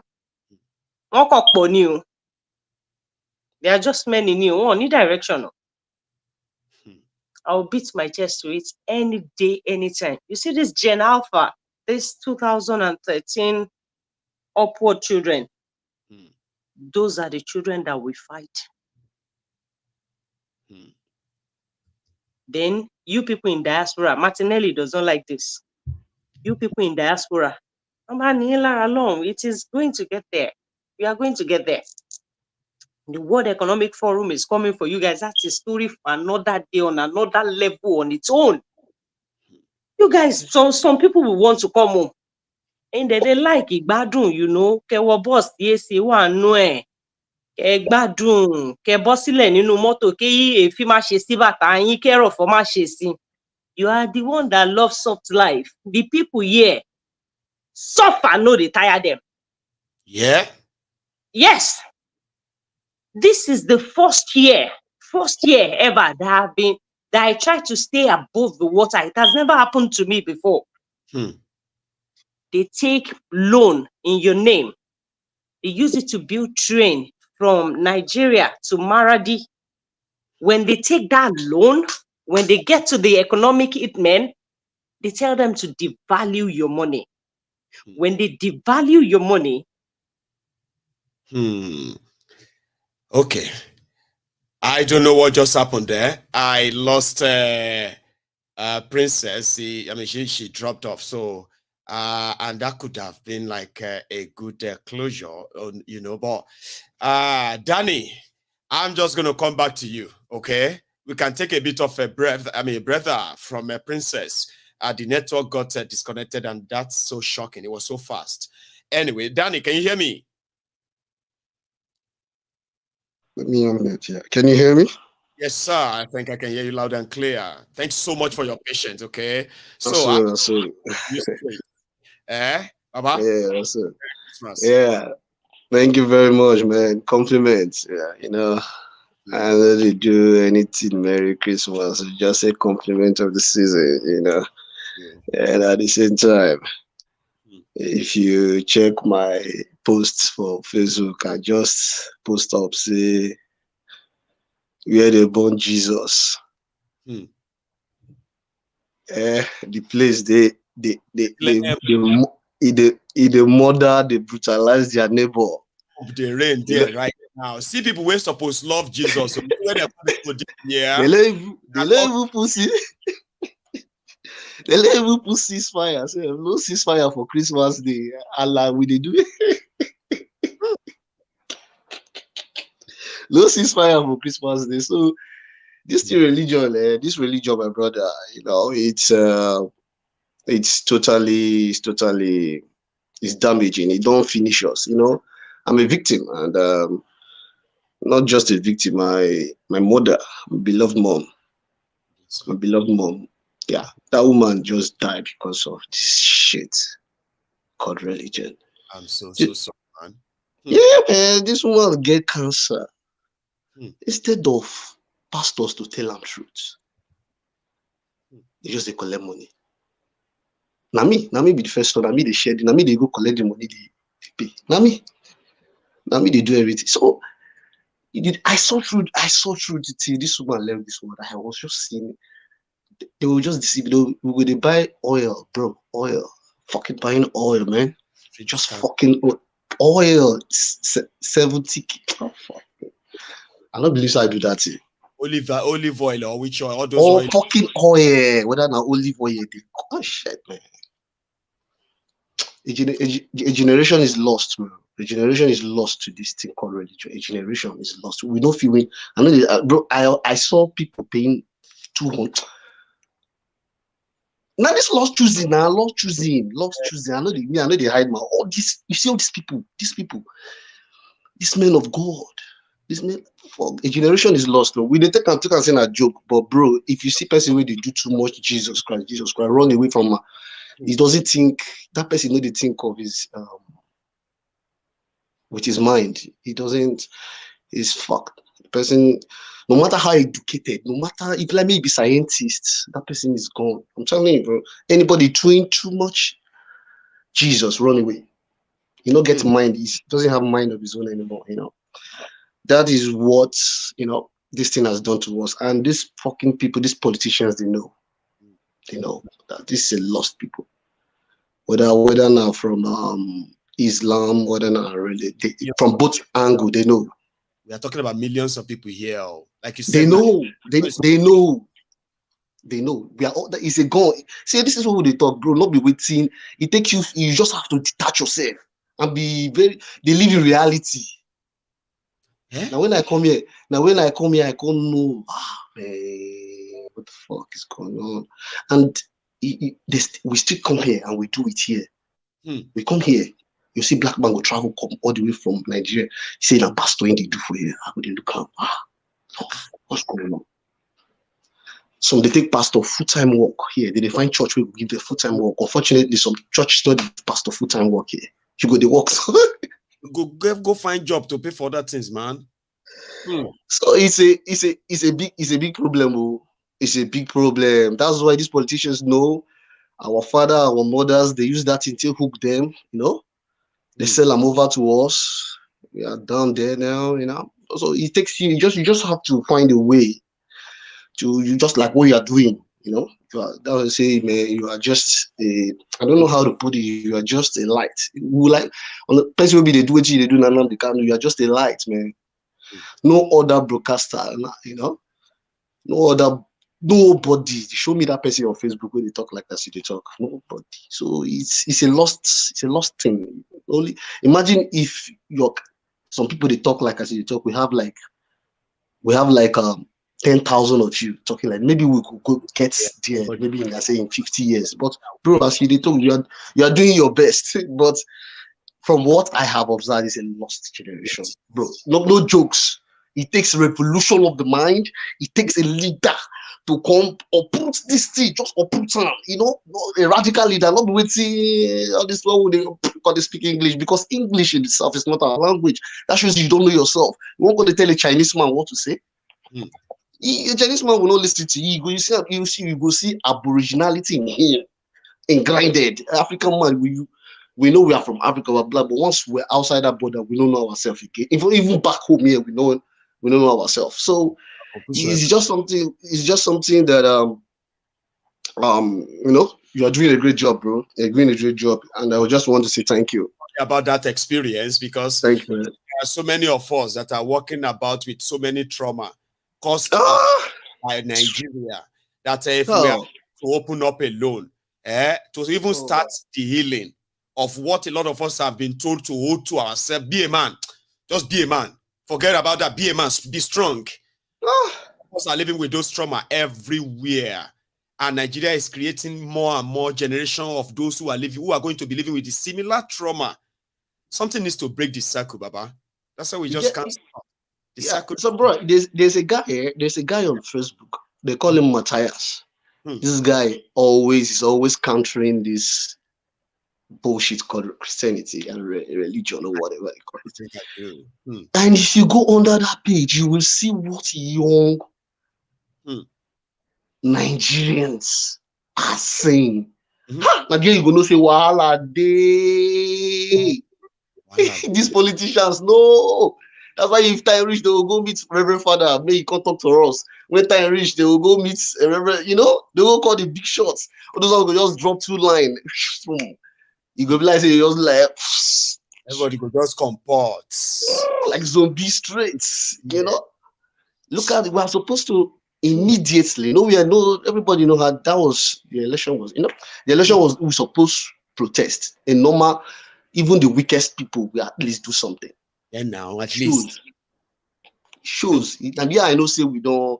And I know say or more. It's not don't finish. But I keep trying. I mean, every day they counter they keep staying. You know, just like as you're doing on my only 2 way. I keep talking, man.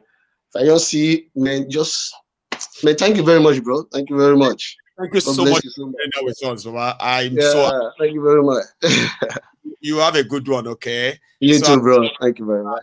You. Princess, I'm going to let you kind of take a bit of a breath, okay? Then I'm going to go to Safio there, and then I'll come back to you. Because a lot of people were so surprised that you just like dropped like that. Like, what happened? It should be the network. I know, it must be. It should be the network, Marigun. So this religion thing, see. Princess, sorry. I want to take a quick excuse from Safio so that maybe you can just use 2 minutes to round up and I can come back to him. So that I won't have to take longer. Yeah. Please. Sorry, sir. Is that okay? Is granted. So, like I was saying, Mayegun, yes, ma'am. There are so many things happening sporadically. Yeah. There is the Israel, whatever, Niger pastors, you know, Niger Gari and all that shenanigans. Mayegun, he said the last, you know, the last person said, where they born Jesus, where they born Jesus, self no settle. Who tell you say they born Jesus there? See, wisdom is profitable to direct. The country that was created in 1947, these people in Israel, they were going to settle them in Kenya now. Now, lion and those style. My good, you know those Kenya people that are tall, that jump up like they are about to reach the sky.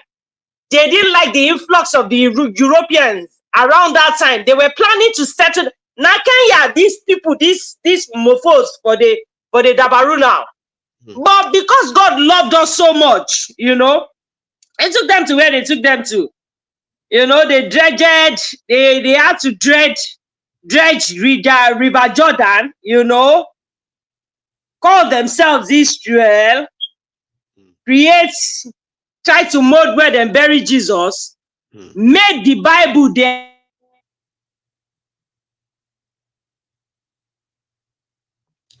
Right.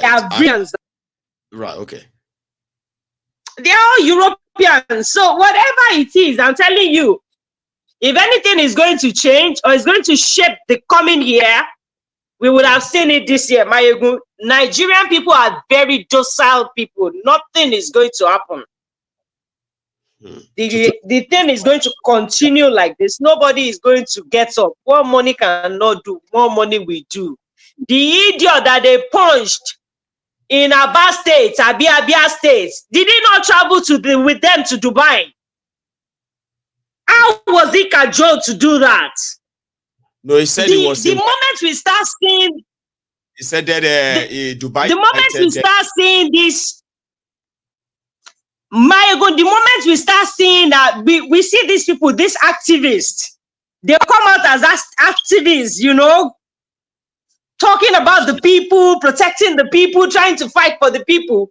Immediately, we don't know how to step back. Immediately, these activists turn to politicians, start stepping back. They are not there for you. No. Nobody sent you.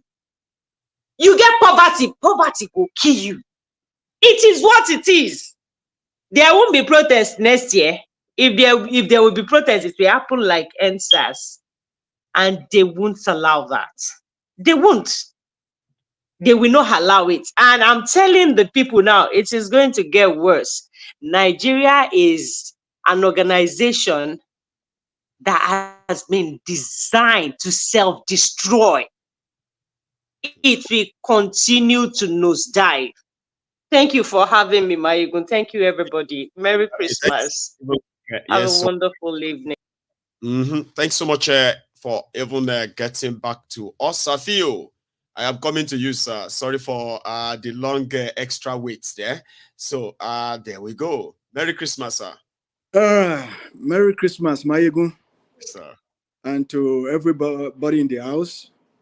I'll use this opportunity to say, our princess, Ekujometao, I'm opportunity to see your face again today. And I'm wishing everybody a prosperous new year by His grace. Mayegun, Nigeria being what it is, if anybody is expecting any change for good in that country, we are all deceiving ourselves. We are deceiving ourselves. You know my own opinion, you know me, you know where I stand.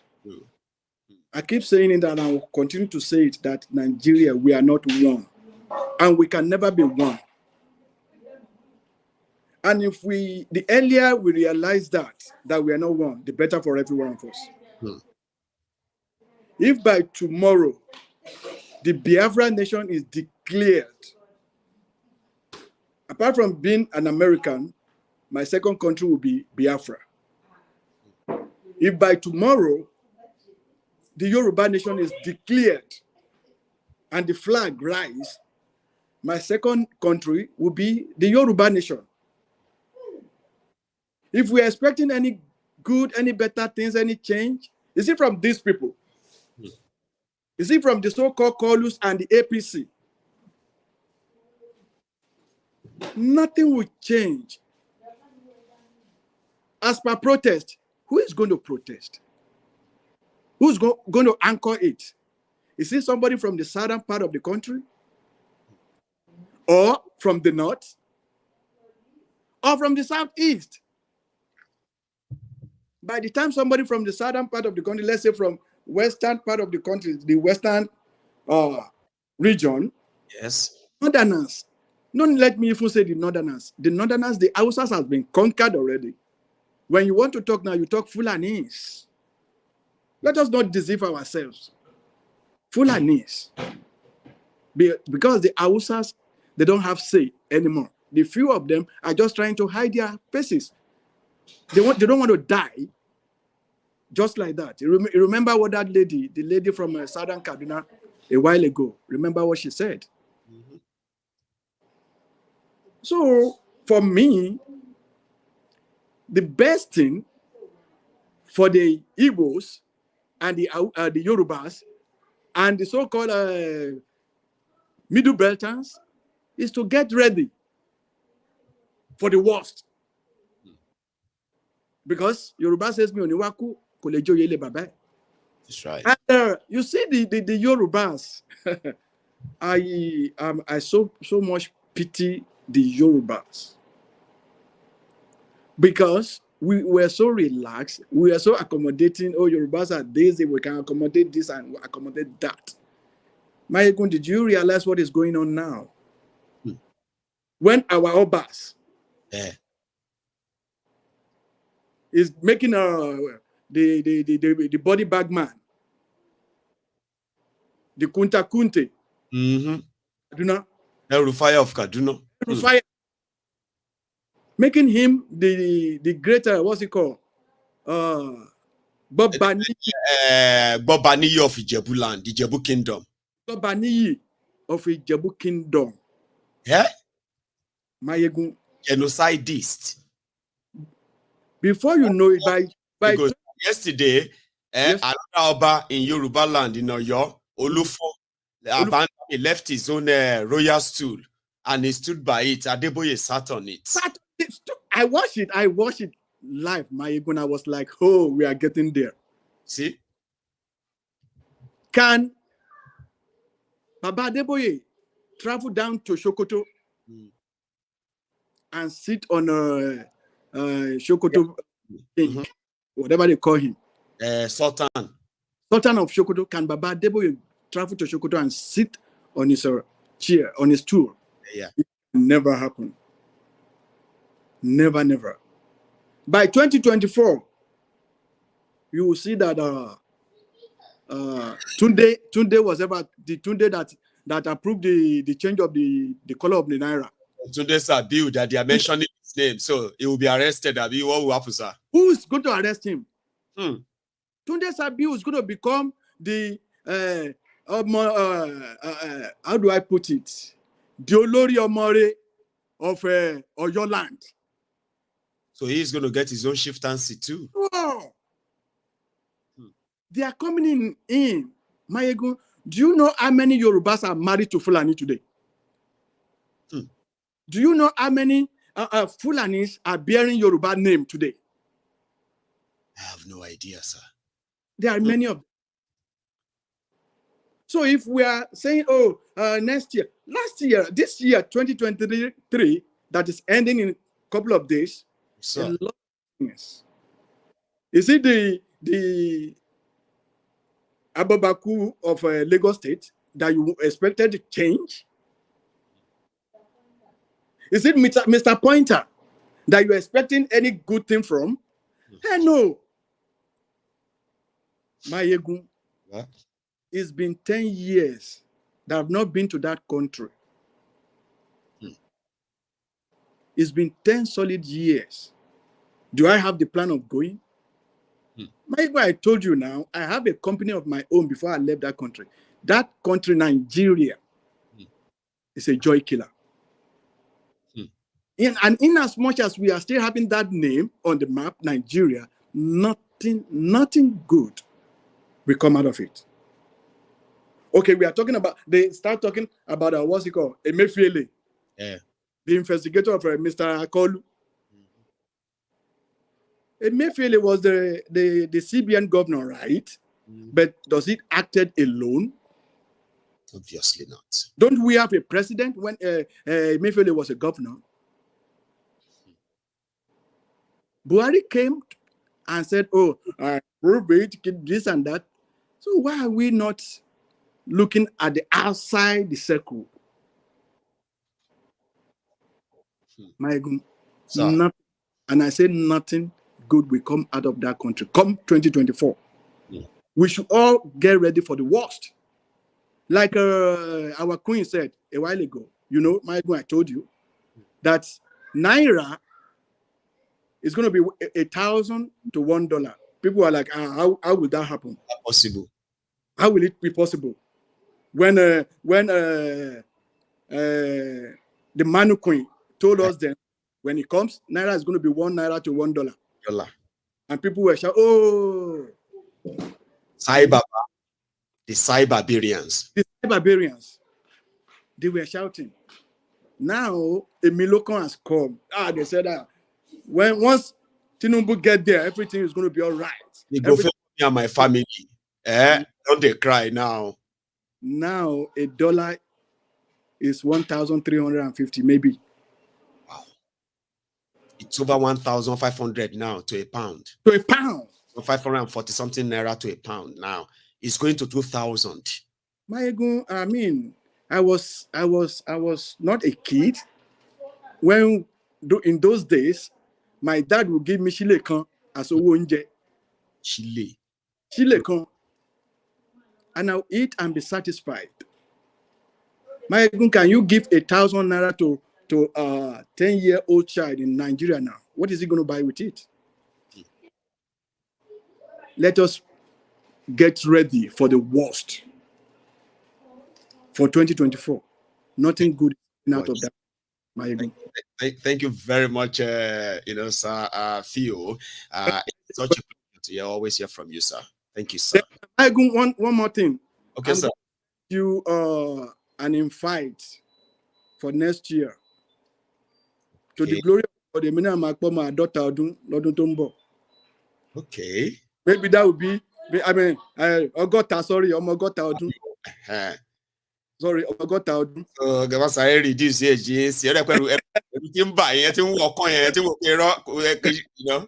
Maybe that would be an opportunity. I remember the last time you wanted to go to America and something happens, Yes. I'm going to send you an invitation letter. I will be so much, happy. Anyway, we'll talk about that, right? We are of the union now. We are the unionists. So now I just got an open invitation to the US again, and I will kind of work on it too. So thank you so much, sir. Thank you. I will talk. Merry Christmas, sir. So thank you so much, everyone. And if you are still here with us, indeed, you can always still join us. I still have some parliamentarians who are still with me tonight, and that means we still have a varieties. I even have a Dr. Agbede. Akiyemi Agbede is around. He's kind of been around all this while. I thought you were driving. I didn't know you actually parked. I would have had you all this while. So yeah, I am going to go to Saulu. Saulu Midi. Yes. So you might need to probably drag this stuff and then give us the nice one. And so, okay, no now. First time on your platform. So, I know me and you, we've had incidents, but I always value you. I always value your work. You know what happened is it kind of make it interesting, right? When we have somebody like yourself on, and you just give it the flavor we always wanted it to be. When somebody says, "Listen, guys, I have a different idea here now, and I want to share it." It's sort of nourishes the whole conversation, right? Yeah, so that's right. Anyway, yeah, go on, sir. I can song Yoruba, man. Wo ma down mujari baba. Sori baba yen olori buku ni baba yen. Baba kito. He's on Yoruba, baba yen. Baba yen ko ga gbogbo wa ni. So, okay, now to thank you for the opportunity, Mayegun. You've been doing a great job. I've always loved your work right from the beginning of watching your show to start. And I mean, your platform is a great platform. It's giving people like us and many other ones to talk. Particularly why I came was because of the Southern Kaduna lady who came on to talk about her story. Sila. Yes, that's right. Sila, I was particularly very emotional when she was talking about. We want people like that to come in on there and, not just other people from that part of the country, Middle Belt, Southern Kaduna, to come on your platform, which is very popular and has a wide reach, and other platforms like Dr. Damages, Nigeria Watch, they have a wide reach to come and tell their story. Because when we speak about, I'm a Yoruba person, and when we speak about the happenings in that country, the killings that go on in that part of the country, the Middle Belt, they say we are alarmists. We are portraying Nigeria in a bad light. That's what they say. But when people who go through the experiences or whose family go through the experiences come out to talk, I think it will help a lot. Because I mean, because right now the country is the shithole in all ramifications, the way Trump defined it, and they've proved it with the last Supreme Court judgment that happened in the case of the presidential election tribunal, and also the Imo and many other judgments they've given, the Imo governorship Supreme Court judgments. They've proven to be not the temple of justice that the common man should go to and seek remediation. So they've heightened that shithole definition of that country. So I don't think there's any hope. And like what Kenny said, I'm an educated Yoruba man, well educated, and here outside Nigeria, I'm a professional, licensed professional, and I want a Yoruba nation. Just like he's saying, I want a Yoruba, and I will do anything within my power to support any true agitation. God bless you.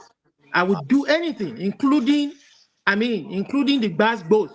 I'll put it that way. The Gbasgbo, anybody willing Your to people do. are already, your people, they have already cited you on the screen, and they were like, I love him, I like him, but he's always attacking Babakitoye and the rest of that. So Mr. Babakitoye has not shown any sincerity. He supported the current man there, president now. He deceived us, collected money. He hasn't showed any sincerity. He hasn't. We don't know where he's going. We saw him as the leadership, but we don't know where he's going. We don't know where he's at right now. And many Yorubas are dying every day. We want Yoruba Nation not because we hate being I don't know. We hate the people, other ethnic groups living in Nigeria. We say. You know what I mean? Like it's not that we want Yoruba Nation simply because you know what I mean. Like we don't want to have our own whatever it is as part of the current Nigeria, but we want a process.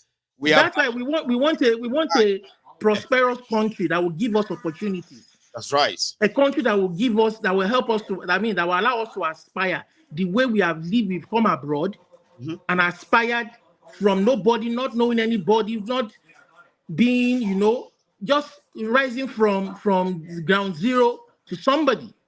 We want a nation like that, and we are saying that Nigeria is too complex to give us that, and that the very good example of what that nation would be was when Pa Olowo was premier of the Western region. Pa Olowo is an Ijebu man, I'm an Egba man, and when somebody like Obasanjo, who is an Egba man, tries to rubbish the legacy that man did for Yoruba, is a disgrace to not only Egbas, to the whole of Yoruba race. It's a disgrace. Actually, the whole Yoruba that rose up to say, no, you can't rubbish Awolowo. No, you can't. I mean, that is why we are saying we want. Awolowo was even a one Nigeria person because he wanted to be president of Nigeria, and he thought it would bring that vision that he achieved in Southwest Nigeria to the whole country, but they had never allowed him. But we are saying that we want a country. That is why people like me support the Igbo Nation agitation or any Middle Belt agitation, because we believe that we can have a country where we avoid all these complexities that is going on in Nigeria and have a prosperous nation of our own. So that's all we want. We don't hate any. We don't subscribe to the kind of politics that Tinubu plays or the Lagos State governor or APC play to win their governorship election. That is not the kind of Yoruba nation we want. We want a country where Yorubas will prosper, will be able to aspire, and if anybody wants to come in, they can do the same and do their business and be whatever they want to be. Just like we have it in the West here. That is the kind of vision we want, nation we want. And the Igbos have a right to aspire to if they don't feel comfortable being part of that country called Nigeria. So I don't know, but I always like to say that when I see somebody pushing a contrary view, sometimes I like to respond, like I do in all platforms. Some take it personal. Like I respect Princess Balogun, the work she's been doing with you, and I don't mean to be disrespectful, but some of the ideas she kind of subscribed to that the diasporas, when you begin to, diasporans work a lot to send money back home to support. What else what do you want us to do? Showore came back, look at what they did to him. The idea is that they will start persecuting us, yes, and we will be forced to come back home. It's not going to happen. If you are waiting for that to happen, that's not going to happen. So I don't know where you got that theory from. You people in Nigeria have to rise up and fix the problem in your country. Those of us outside can support you with resources, with whatever you need, but you guys have to stand up because you are the one facing it. Because when people like us come back home, they must want something different, and then they can fight for it. But the way the report is like, everybody's waiting for everybody. That's right. And again, the people are fearful too, because they told them to get their PVCs. They told them these people I will give it to them. Like I said, the Obidients, I will give it to them. The people I will give it to the country. The people have done what they should do. And the Nigerian institutions have failed them. INEC failed them. Police failed them. What else do they want them to do? To 2027 to dust the PVC when we know they're going to write the results again, when we know where it is going. And I don't know. So if this thing continues and this guy continues to crash the economy and people live in abject poverty, is it the same? Is he going to now force himself again on people? That's the question that I now, okay, they don't want to hold a referendum, they don't want to do a new constitution, they don't want to, you can't allow people to elect their leaders free and fair. Watch this. Because I will, anything that will allow people, that will turn this country around, anything that I will support, any move, any bad boast, I will support it. God bless you, Saul. Thank you so much for that. So thank now, you, so yeah, we're gonna go to our other ones. I mean, that's brilliant, by the way. And then I hope I see more of you. Thank you. Have a good one, okay? Thank you. Thank you, bye bye. Yes, sir. So that is Olu there, Olumide. So I've got two other, three rather. I have Elder, Dr. Agbede rather, but I believe that Sir Chris, Marian, you've been very patient, sir, all along. So I said you are going to be the one to take the baton to then give to the other parliamentarian that joins us later tonight, sir. So are you with us? Sir Chris, you might need to unmute. Let me see if I can do that for you, sir. How are you today? I am very well. You probably need to bring the camera to your face. Oh, better. So, after your... Merry Christmas to you and to the audience and to all Nigerians. God bless you. Merry Christmas, sir. Please go on, Sir Chris.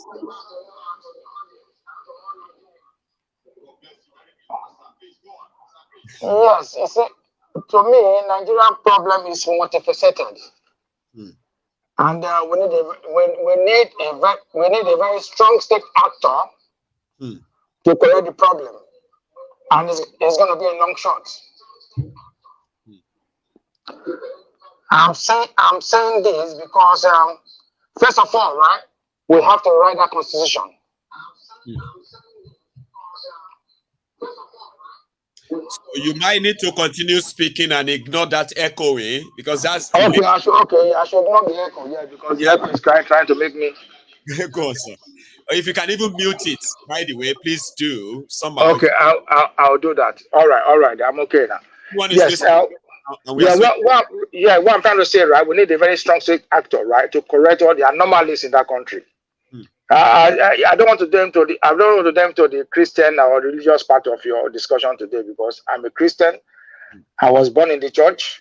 My name is Christopher, but for the past 40 years, I've never stepped my foot in a church because I saw the hypocrisy of all the Christian religions. So I can't be bothered with that shit. But coming to Nigeria now as a country, how we have progressed so far, I think the politicians have seen Nigeria as a jungle where it's got to be the survival of the fittest. Whatever Tinubu is doing today, right? Yeah, you can't blame him because Tinubu sees himself as somebody in a jungle that has to defeat anybody, any animal that comes in way, eat them alive and conquer them and then take power. Yeah, but this what happened is that if we don't correct our, for example, let me tell you where Nigeria has got a big problem. For example, right, from the Delta region of Nigeria, where even in my village, there's oil well in my village, right? You know, that kind of a thing. I've never enjoyed any federal government. But when I was in secondary school years ago, because I'm 40-something years of age now, when I was years ago, when the oil, the Shell, BP and Shell used to manage the oil company in Nigeria, they used to give people from the riverine area scholarship to up to university level. But it doesn't happen anymore. Mayego, you live in Scotland. You know Britain is got oil, UK has got oil, but the oil is found in Scotland. That's right. I did my bachelor's and master's degree in this country. I went to university. I live in England, right? I have to pay student finance. I have to apply for student finance. Whereas in Scotland, it's free. It is. The student their tuition fee and the grant and everything is free in Scotland. Where in England we have to pay, and it's an unspoken reality. Nobody can argue about that because the oil is found in Scotland. That's right. You know what I'm saying? But in Nigeria, it's a different dimension entirely. They create some nonsense agency, they call it Niger Data, blah, blah, blah, blah, blah, which doesn't make any sense. All the 30% derivation, right? All they have to do, right, is just send the money to the local government where the oil is found. Let the local government use that money to develop their local government and give all the children that come from that community, right, scholarship up to university level. But what did they do? They created a system where they put their guys, somebody from the northern area is becoming Niger Delta, whatever director, where they share the money among themselves and nothing happens. Look at the oil communities today in Nigeria. They are the poorest in Nigeria. I can tell you, there's no more. Some communities in the oil producing area, right, they've not seen a motor car in their lives. In their life, they've never seen a motor car because there's no road to access those communities, and that's where the oil is found. So that's the problem. You see, Nigerian problem is, well, I say it's multifaceted. It's really multifaceted. It's not about religion. It's not about Christianity or whatever. It's about state actors manipulating the system. The only way to correct this system, we need a strong state actor to come out, like what happened in Ghana when Rollins came into power. You understand what I'm saying? Yeah, Singapore as well. It happened in Singapore. We just need a strong state actor to come and just tell us the truth and eradicate all these anomalies. It doesn't make sense anymore. Implementation of the constitution to the letter. When the court says this, the court says that. When the constitution says this, constitution says that. When the government says this, the government says that. Look, for example, Bokohari is bigger than Nigeria. Babangida is bigger than Nigeria. All the state actors in Nigeria today in the north, they are bigger than Nigeria. Have you ever imagined somebody stealing 80 billion naira and is walking free on the streets? Because it's from the Fulani ethnic stock. You understand what I'm saying? And the brother is an attorney general. Can you imagine that nonsense? Can that happen in the Western world? It can never happen.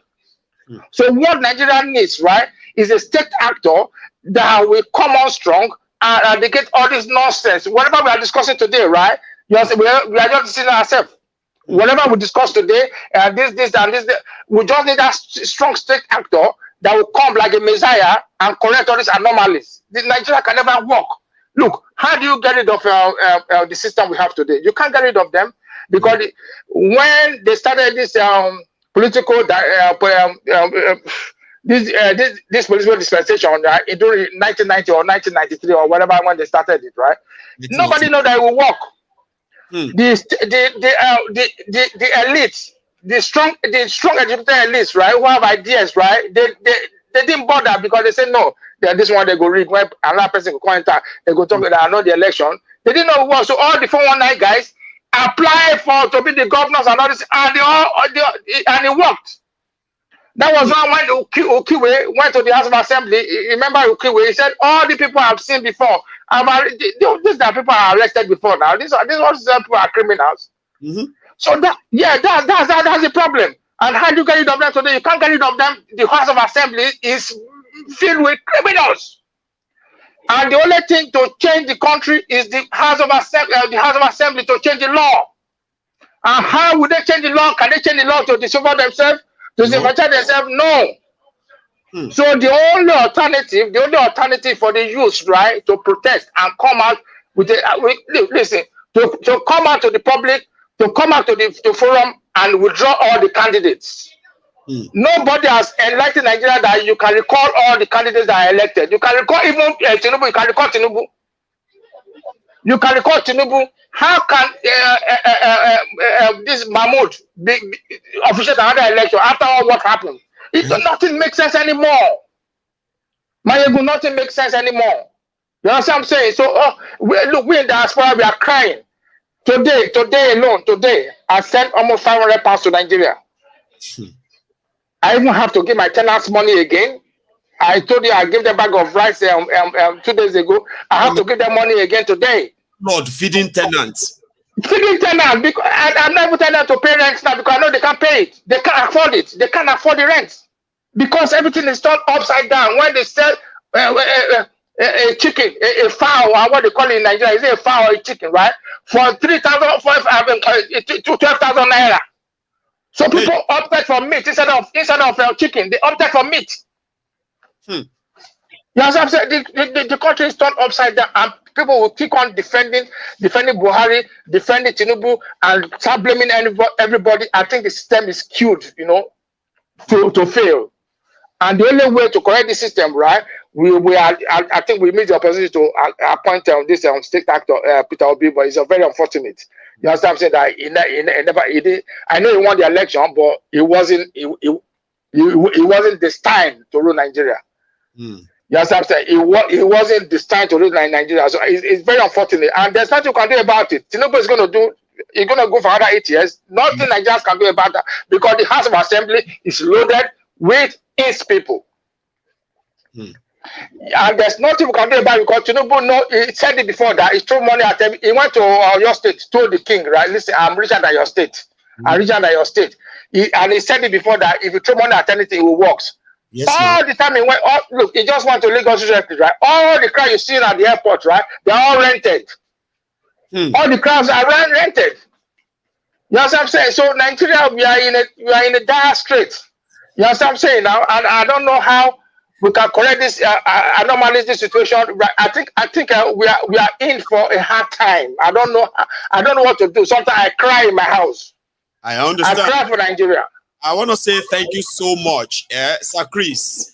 You see the enlightenment that you have even given to us tonight is also part of what we are doing. Okay, except nothing is going to change. But we believe that when people knows, maybe they will act. Abi, but we'll see how that goes. So thank you so much.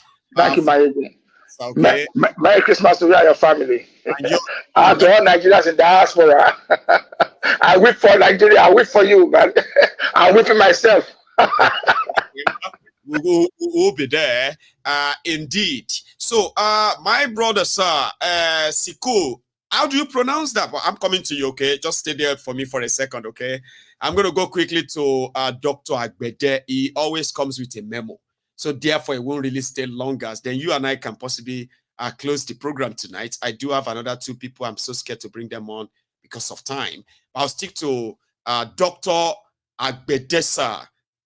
Can you, let me unmute you, sir. Let's see if I can do it. Okay, yeah. Speak on, sir. Doctor. Okay. Mayegun, Merry Christmas. God bless you. God bless you. And the Temple of Truth family. God bless you. God bless you. Now, let me first of all thank Bola Ahmed Tinubu for successfully pocketed all the 200 million Nigerians. Because last year at Abeokuta, he said it, emilokan. Because in that untouchable group, they want to do hanky-panky for him. That was why he cried out. So no, emilokan. And today, he has successfully realized his dream, his long-time dream, because he has said before that his dream is to become the president of Nigeria. So he has done that by pocketed all the 200 million people of Nigeria, which I can call them fools, F-O-O-L, fools. They're fools. Okay, look at number one. When I say fools, look at MFLA. MFLA, he's just a servant. Everything he has done it. Is an instruction, directive from his boss, which was Buhari. Today Buhari is working free. So they've already orchestrated that thing that they will take a MFLA because Nigeria they are fools and they take MFLA and the principal Buhari is working free. See, this is not good at all. So, and today again, Ungiri Igeleli was saying that Nigeria should be good ambassador. the boy, that was a very stupid boy. Your principal, Bola Ahmed Tinubu, is he a good ambassador to Nigerians? No, capital no. What he has done, that thing is still under investigation. How can 2 people be using one social security number what Tinubu has done. America is not like Nigeria, and nobody's about the law here in America. So they are fishing. In fact, that thing, FBI, they're doing that something. I'm telling you, when they come out with all the facts now, with everything, Parliament is not a good ambassador. No, it's not a good ambassador. So that was another thing. Now, what's call it? Now they said that during 1984 side, when Babangida was the head of state, we are being told that it was Igbo. That was Igbo. His name is Fred Ajudua. That Babangida is using. Fred Ajudua. In fact, that Lagos, when he was living at that rural area, when Babangida was the president, I'm telling you, 419 started with it. Babangida used Fred Ajudua. That's his name. And today, Fred Ajudua is in the house of Fred. You see? That was when 419 started. That was why they can't give power to the Igbo people. Yes, Babangida used Fred Ajudua to start the 419. Fred Ajudua, we drove a bullion van to the CBN because Babangida was in the head of state then, and he will carry money. It's true. Fred Ajudua, and today Fred Ajudua is in the rep. He's probably in jail. Yes. Oh, God bless you. He's in jail now. We're not in rep, by the way. You know. Is he jail now? Are you sure? And then Babangida didn't use the Igbos like that. Fred, the Ajuduas, they said, it was Babangida time that they said, do whatever you can to make money. Just don't get caught. Yes. They are using Ajudua and his other 419 members. They were using the Dodon Barrack in Lagos, like they were working for president. They said they were working for governor. For the president. And that was how they scammed a Brazilian bank. That was how Fred Ajudua ended up in prison, sir. Okay? Yeah. So they scammed a Brazilian bank where they sold the Brazilian bank. They sold the airport to a Brazilian bank, 242 million. So Obasanjo came, he arrested Ajudua. Just thought you should know. Okay. Because I will. Okay. Now you have mixed them together somehow there. But again, talking about the criminals in Nigeria that are like more or less like untouchable. You were saying something. Yeah. He said, you know, like you said, like Tinubu is like whatever money cannot do, more money can do it, Abi. You are correct. And you want to do anti-paki for him. That was why he cried out that emilokan, that was last year. And today, successfully, he has pocketed all the 2 million Nigerians, 200 million Nigerians to his pocket. And today, he's the president of Nigeria. Okay, good for him. And need to get away with it. Is he going to get away with it?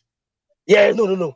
And for you, Mayegun, yes, sir. Just thank your star, because they want to use 1 hour, 30 minutes, something for you. But I've warned them not to. That Mayegun is my son. So just thank your God. Let me give you an insight. Let me just give you a bit of that. I won't go deep. Do you know what happened to Kim Jong-un, our brother? Kim Jong-un. Yes, Kim Jong-un, our brother. What they use for him in another country, that is by hugging him, and within 30 minutes, the man died. Kim Jong-un, our brother. Yes. There's this one for people that once they all call do you like that after 30 minutes. Exactly. After 30 minutes, yes. Before 30 minutes, you will not feel it at all. But 30 minutes, that's 30 minutes, 1 hour. So want to use it on you, but I want them not to. Yes, I can't lie to you. I can't lie to you. Only Mama no. Mayegun is my son. Don't try it. So Mayegun, please don't brush it aside. Just be careful. Anybody you don't know, don't let them argue. Don't let them argue. Yeah. God bless you. That's what I say for now.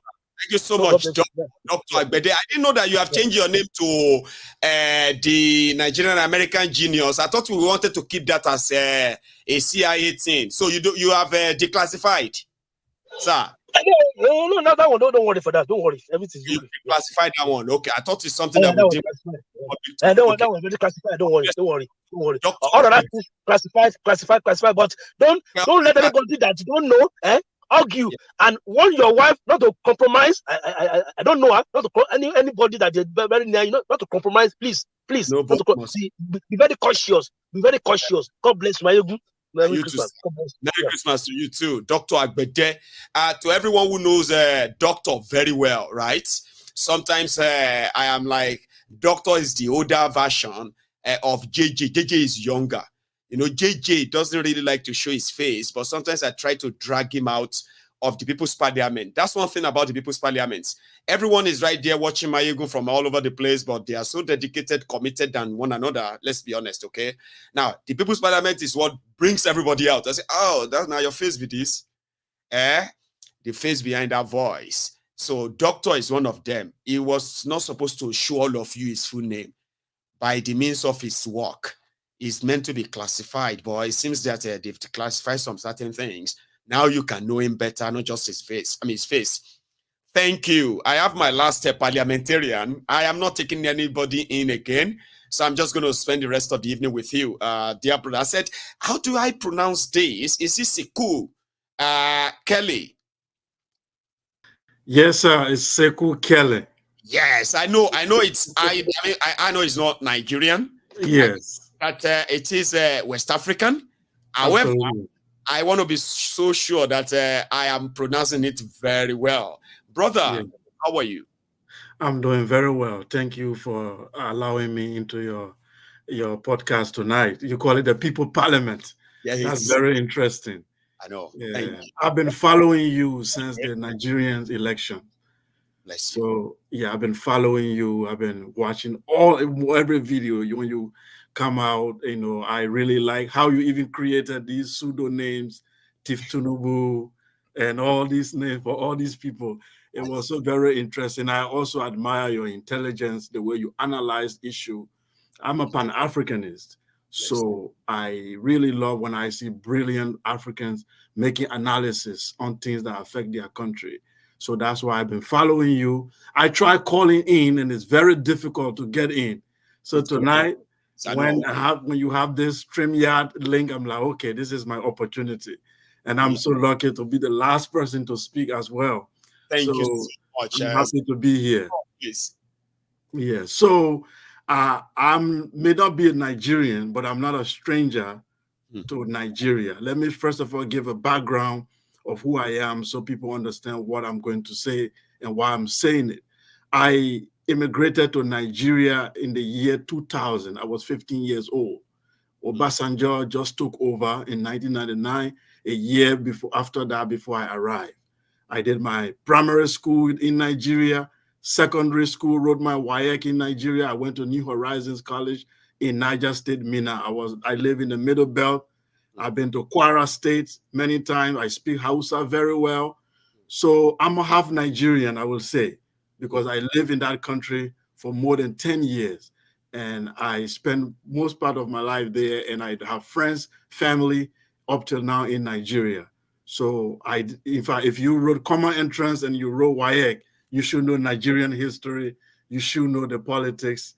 And me being a Pan-Africanist, I have followed through most of the political activities in Nigeria. So that's what gave me, just to give you a background of who I am, so that I will be able to make analysis on the ongoing issues in Nigeria. Thank you very much. Please. Yeah. So I tried learning Yoruba, but I did not. I speak Hausa perfectly, because when you live in the north, Hausa is the common language there. So next to it, because I live in the Middle Belt close to Kwara State, so you have Yoruba language, but the Kwara people, sometimes some of them speak Hausa as well. So my Yoruba is not good. So what I want to speak here tonight, Mayegun, the issue of Nigeria. I'm from Liberia, by the way. The name of my country is Liberia. And if you know Liberia, Nigeria helped us in the 90s when we had civil war in our country. Liberia was falling apart. We fought civil war, from 1999 down to 2003, and Nigerian forces helped quench the civil war in Liberia. So Nigeria was the hope of the continent, the giant of Africa, the country we all look up to and say, one day in the future, this is going to be our China. This is going to be our United States. If Nigeria succeeds, Africa succeeds. Every African, especially if you live in West Africa area, I'm not talking about regular people or people who really analyze issue, you will know that Nigeria was the hope of the continent. But unfortunately, in the last 10 years, we've seen Nigeria going down the drain. We've seen Nigeria promising future now becoming dashed, and we've seen that it seems that there's no hope. So when people are making a lot of analysis, I come in and tell them that this is my own understanding. The problem in Nigeria is a summary of what is happening in all of African countries, which is number one, the way we got independence, the institutions that we inherited were not decolonized. It's like the colonial masters made a deal with people we call freedom fighters, and they replaced them. They just replaced the white Oyibo with our black brothers who continue the colonial legacy. And I will give you an example. Your police is a typical colonial police. During the colonial era, the police was meant to protect the colonial elite. The police was there to beat up the people, subdue them, and terrorize them to protect the colonial masters. That's what the African police do now. That's what the Nigerian police does. The elite of the colonial era, they were bourgeoisie who lived in Africa, but then their real home is London. Their hospital is Paris. When the colonial masters get sick, they take them to Lisbon, they take them to Paris, they take them abroad to go to get treated in the what they call the metropole. And the Africa was the farm, was the place they work, was where is where you extract the natural resources. The London is where you go to enjoy it. Our elite are following the same pattern. The educational institutions were designed to make the colonial masters to look like saviors and tell the people who have been exploited to appear as if they are being indebted. They have to be grateful to the colonial masters for giving them education. Why that education was actually a miseducation. If you watch our education today, it followed the same pattern. The religion was created to pacify the public in order for them not to stage a revolution. The colonialists were in bed with the religious masters. They tell the people to calm down. In fact, our traditional rulers, some of them were compromised. Those of them who refused to compromise were removed from their throne. If you compromise with the colonial system, then you remain on your throne. Today is the same thing. Our traditional leaders have to compromise with the men in Abuja. The unknown forces in Abuja, in the capital, they have to connive with them to destroy your destiny. Now, all I'm saying here is that the colonial system continues, but it has just changed face. It just have a black face on it. So I say this to tell you, when people say, let's divide Nigeria, let's break up the country, let's have a Yoruba nation, let's have a Igbo nation. As a Pan-Africanist, I'm sad, because our philosophy was to create a black United States of Africa. So when we see now that a country like Nigeria cannot survive, that means that our theory has been debunked. But here is what we tell people. It doesn't matter if you divide Nigeria today into 7 countries. The same elite who are in bed with London, who are in bed with these forces in Europe, they will be the same elite who will take over this country. Example, South Sudan and Sudan. Did South Sudan become better after they broke out from Sudan? I don't think so. Many countries are broken up in Africa after independence, but it was the same elite who were transported to the new country. The main people who wanted actual freedom were killed, were removed. Those who wanted real transformation were replaced with the bourgeoisie. Then the second thing I want to say, the forces, the internal forces that are working in African countries are against the people. If you look at Nigeria very well today, you can determine the future of Nigeria by looking at the forces that are controlling Nigeria. What are these internal forces? One, the religious group. I grew up in northern Nigeria. I went to school there. I was born a Muslim. I studied the Quran. I went to, if you have been to Niger State, Mina, if you know the institution called RET, Islamic Education Trust in Mina, controlled by Sheikh Ahmed Lemu. Those are the people that brought me up. They gave me scholarship. I went to that school in New Horizons College. I graduated there. I learned the Quran. I was a Muslim until I started traveling, and I decided to put religion aside. What I saw in northern Nigeria is that these people were colonized twice.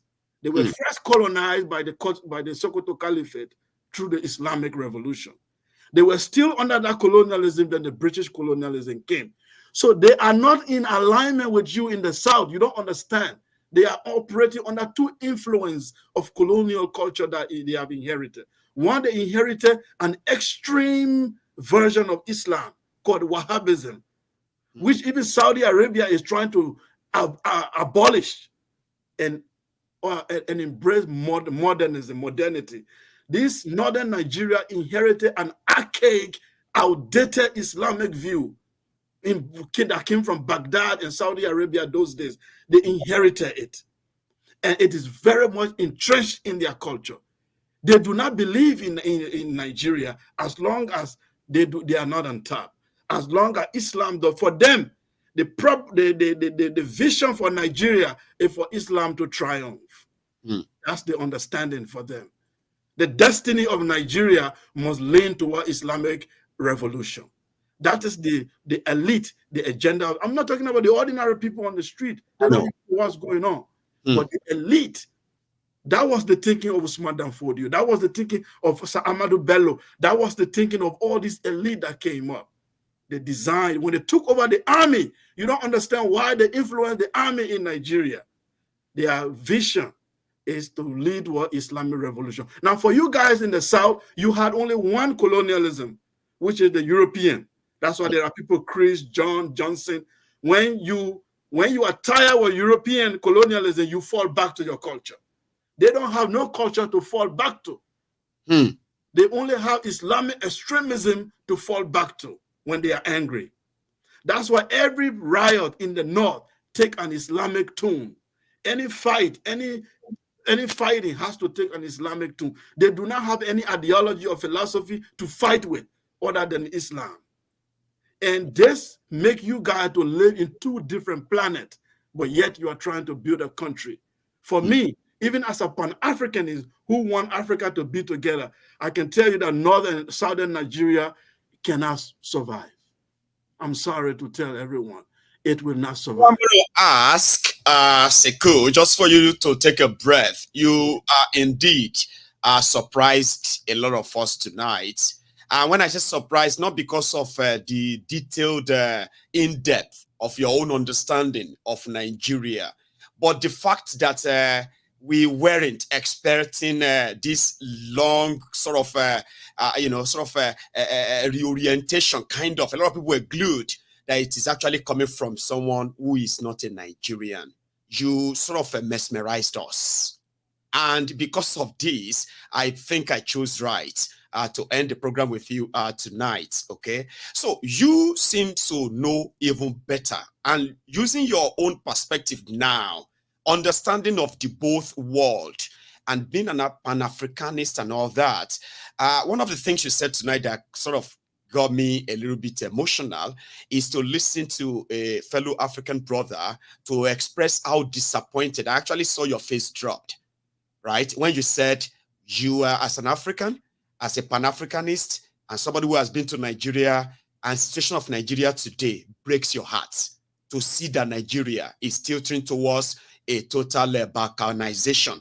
That is something to an average Nigerian, which, as you know yourself, we don't give a damn anymore. It's like we have seen enough. It's like we are done. However, to somebody like yourself, looking from both within and from without, okay, and you can see, do you see a chance of this north-south to continue to coexist under this current arrangements, whatever any solution anybody brings about, right? Do you even see that from your own experience? Because now you can tell, you have actually analyzed this fault lines between the north and the south, and we sort of saw them as blood lines for decades until the last 10 years, like you rightly sort of acknowledged. Last time, 10 years saw Nigeria and Nigerians taken to where a lot of us never envisaged, including the fault lines, the red lines, the north, the south.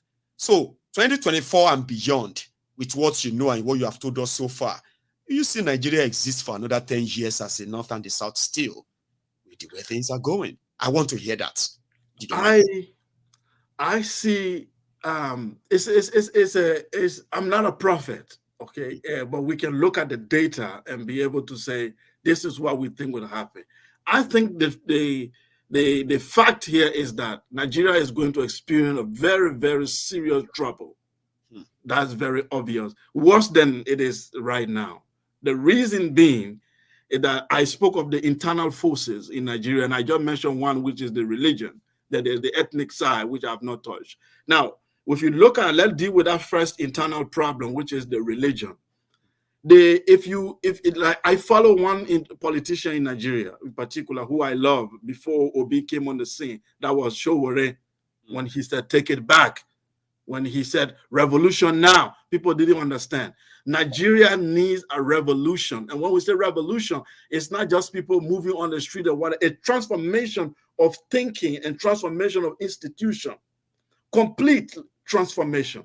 Now, that transformation, even if you do it the way Showore wanted, you will have to do it twice. You will do one revolution for Nigeria, then you will do another revolution for the North. Anything you do to Nigeria, you have to do it twice in the North before it will succeed. You take your NSAS, for example. When all of you in the South were running around to change the police, did you see the North move? No. You think they care? They did not move. They didn't see the North. As soon as you start protesting in Lagos, the Eastern Nigerians start to feel it immediately. They start to protest. When something happened to Mohbad, you see people talking. Watch the social media. When you see people start talking in Western Nigeria, it moves straight to the east. It moves straight to the other part. The North doesn't budge. It does not move. You need 2 times that revolution to bring the North into the picture. And said they are using this population democracy where who vote, the religious extremists in the North will continue to use these uneducated, illiterate people to continue to vote the wrong people in power. For that, they have taken Nigeria hostage. And those of you who want real change for Nigeria, they will isolate you. They will isolate you. They will make sure that you become the enemy of the state. And if you don't take time, they will eliminate you one by one until this pact that they created, South-North, which is a fake pact that they created. You know, Bokohari, then after that, Tinubu will rule, then another Yoruba. The truth is, the extremists in the North are looking for elements, religious, Islamic element in the Yoruba ethnic group to use them to destabilize that mighty people who have built empires like Oyo and other places long before anything. But they are looking for some weak elements. Like Tinubu is a weak element. People think he's powerful, but he's a weak element in the Yoruba war. These are the weak elements they want to use to be able to push the Islamic agenda. People have been telling you that Islamic agenda is a lie. No, it's true. I can tell you that I was born a Muslim. My people have been Muslim since the 7th century. I'm a Madinga. And we have been Muslim. There is nobody in my ethnic group who is Christian. All my people have been Muslim. And I studied Islam in northern Nigeria. And I'm telling you, the agenda is to push that country toward Islamic agenda or destroy it completely. So to your question, I will tell you that Nigeria does not have a bright future for now. It doesn't have a bright future for now. The elements that are in the North And most of them are receiving grants. Some of them, even in university, they are getting grants from this Qatar, and all the extreme Islamic group are giving them money. And they are building, their power is increasing day by day in the political system. They are even creating billionaires that eventually tomorrow they want to control Western part of Nigeria. The East a little bit stubborn for them. Eastern Nigeria is stubborn. That's why they are isolating them. The isolation of so-called Igbo, it's not because Igbo hate Nigeria. Igbos are the most Nigerian than any Nigerian. They are every part of Nigeria you find them. They have their own problem for sure, like every African group. But the issue, they are not the problem. But they are acting a little bit stubborn to the Islamic agenda. So they have to be isolated. And to do that, you need one of the most powerful group, which is the Yoruba group. If you don't use Yoruba, you can't succeed. And the Yoruba group is very educated. So what do? You look for the weak one among them, which is the Islamized ones, and play on their religious sentiment. And then you destabilize the country. I can tell you, my friends, you need a revolution, but you need two revolutions. If every African country needs one, Nigeria needs two. And we are all ears tonight. Sekou. Honestly speaking, it's such a pleasure to really have you with us tonight. And indeed, I always say something when I am lucky to come across brilliant minds and then so well endowed individuals like yourself. I said, well, I hope I am lucky again to have you on. Or I will always be on the People Parliament. I'll be following now. No, trust me. You know what? Something I've discovered there, or I am using this as an experiment as well, right? 2024 is going to have a proper sort of a well-organized studio than this. And people like yourself, we would love to keep you on a retainer where you can always chip in, where you can speak to a demography of different parts of the audience who needs to know things from other wider perspectives and now that. So I hope I am lucky again to still speak to you again. Thank you so much for tonight. You stay safe, right? And you have a good one, sir. Got some blessings there. I didn't see that coming, but I had something in me telling me that this one on my screen is special, starting with the name. You see, when I see other African brothers, right, they will present themselves as a Pan-Africanist.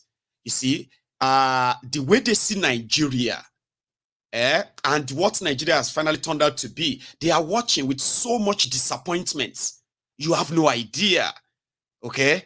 And when I see them come on here, I just feel like something is about to happen. I'm going to enjoy this, especially if this individual is really, really vast in African politics or Nigerian political situation as well. But look at that. It was just like a diamond in the rough. I love that, and I hope I would be lucky again to have somebody like that speak to us and speak their mind from different perspectives and all that. It is going to further enrich this platform. And I'm grateful to all of you, all of us, for what we have managed to create here, right? A community that indeed we might not know those who are plugging in and sharing their evening, days and all that with us. But now you should indeed probably know that it is a rich platform when you are having a political conversation that you are kind of lost, no idea of what this old nonsense is all about in Nigeria. All right? No matter how sort of slow your mind is when it comes to all this political stuff, come on to Mayegun's Diary Political, right? It's just a matter of time. You will never regret staying back to watch, just like it is tonight. So People's Parliament is not always so busy. And that is why I encourage people to join early instead of joining late because of timing and all that. But tomorrow is another day, okay? We will take it on from there. And I hope our 2023 people this is going to be the last 2023 People's Parliament, which means we might likely have one in January or as soon as we can, of course, in January. So thank you so much, everyone. I will see you tomorrow. And until then, just take it easy, okay? And Merry Christmas to all of us. Good night.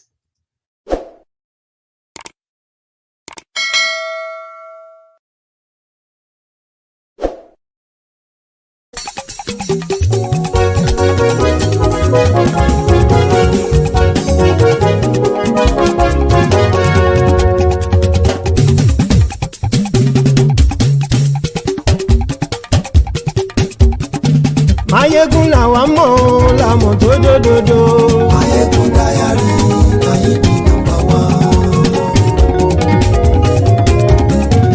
Mayegun làwa mọ̀ táwọn tó jódodo. Mayegun diary, na him be number one. Mayegun ti dé o ọ̀rẹ́ ara ìlú. Mayegun diary, na him be number one. Lórí Facebook, lórí YouTube. Mayegun diary, na him be number one. Gbogbo bó ṣe ń lọ ni Mayegun já wa sí. Mayegun diary, na him be number one. Àṣírí ọ̀jẹ̀lú kì í bò níbẹ̀ o. Mayegun diary, na him be number one. Bó bá ṣe eré, àní Mayegun máa wí. Mayegun diary, na him be number one. Ó sì tún ṣe eré, wàá gbọ́ níbẹ̀ o. Mayegun diary, na him be number one. Mayegun diary, diary political. Mayegun diary, na him be number one. Godfatherism kò sí lọ́rọ̀ Mayegun. Mayegun diary, na him be number one. Ẹ farabalẹ̀ sẹ́ o kẹgọ́rọ̀ lẹ́nu o. Mayegun diary, na him be number one. Àní Mayegun làwa mọ̀ tó dódòdó. Mayegun diary, na him be number one.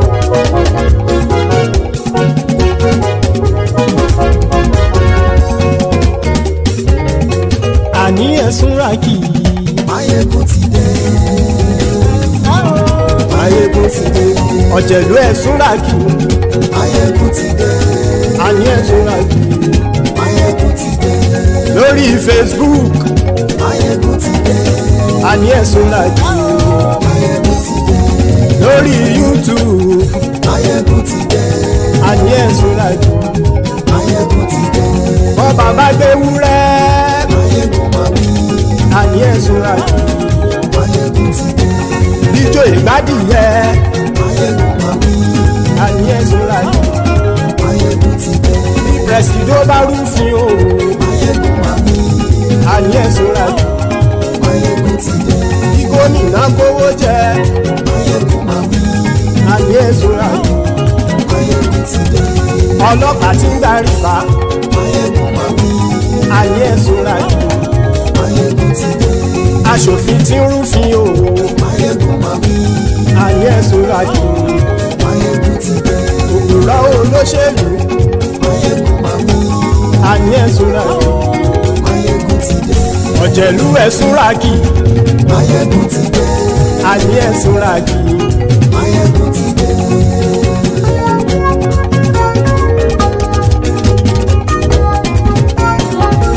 Mayegun ti dé. Gbogbo ọ̀jẹ̀lú ẹ̀sùn ràkì. Mayegun ti dé. Gbogbo ọ̀jẹ̀lú ẹ̀sùn ràkì.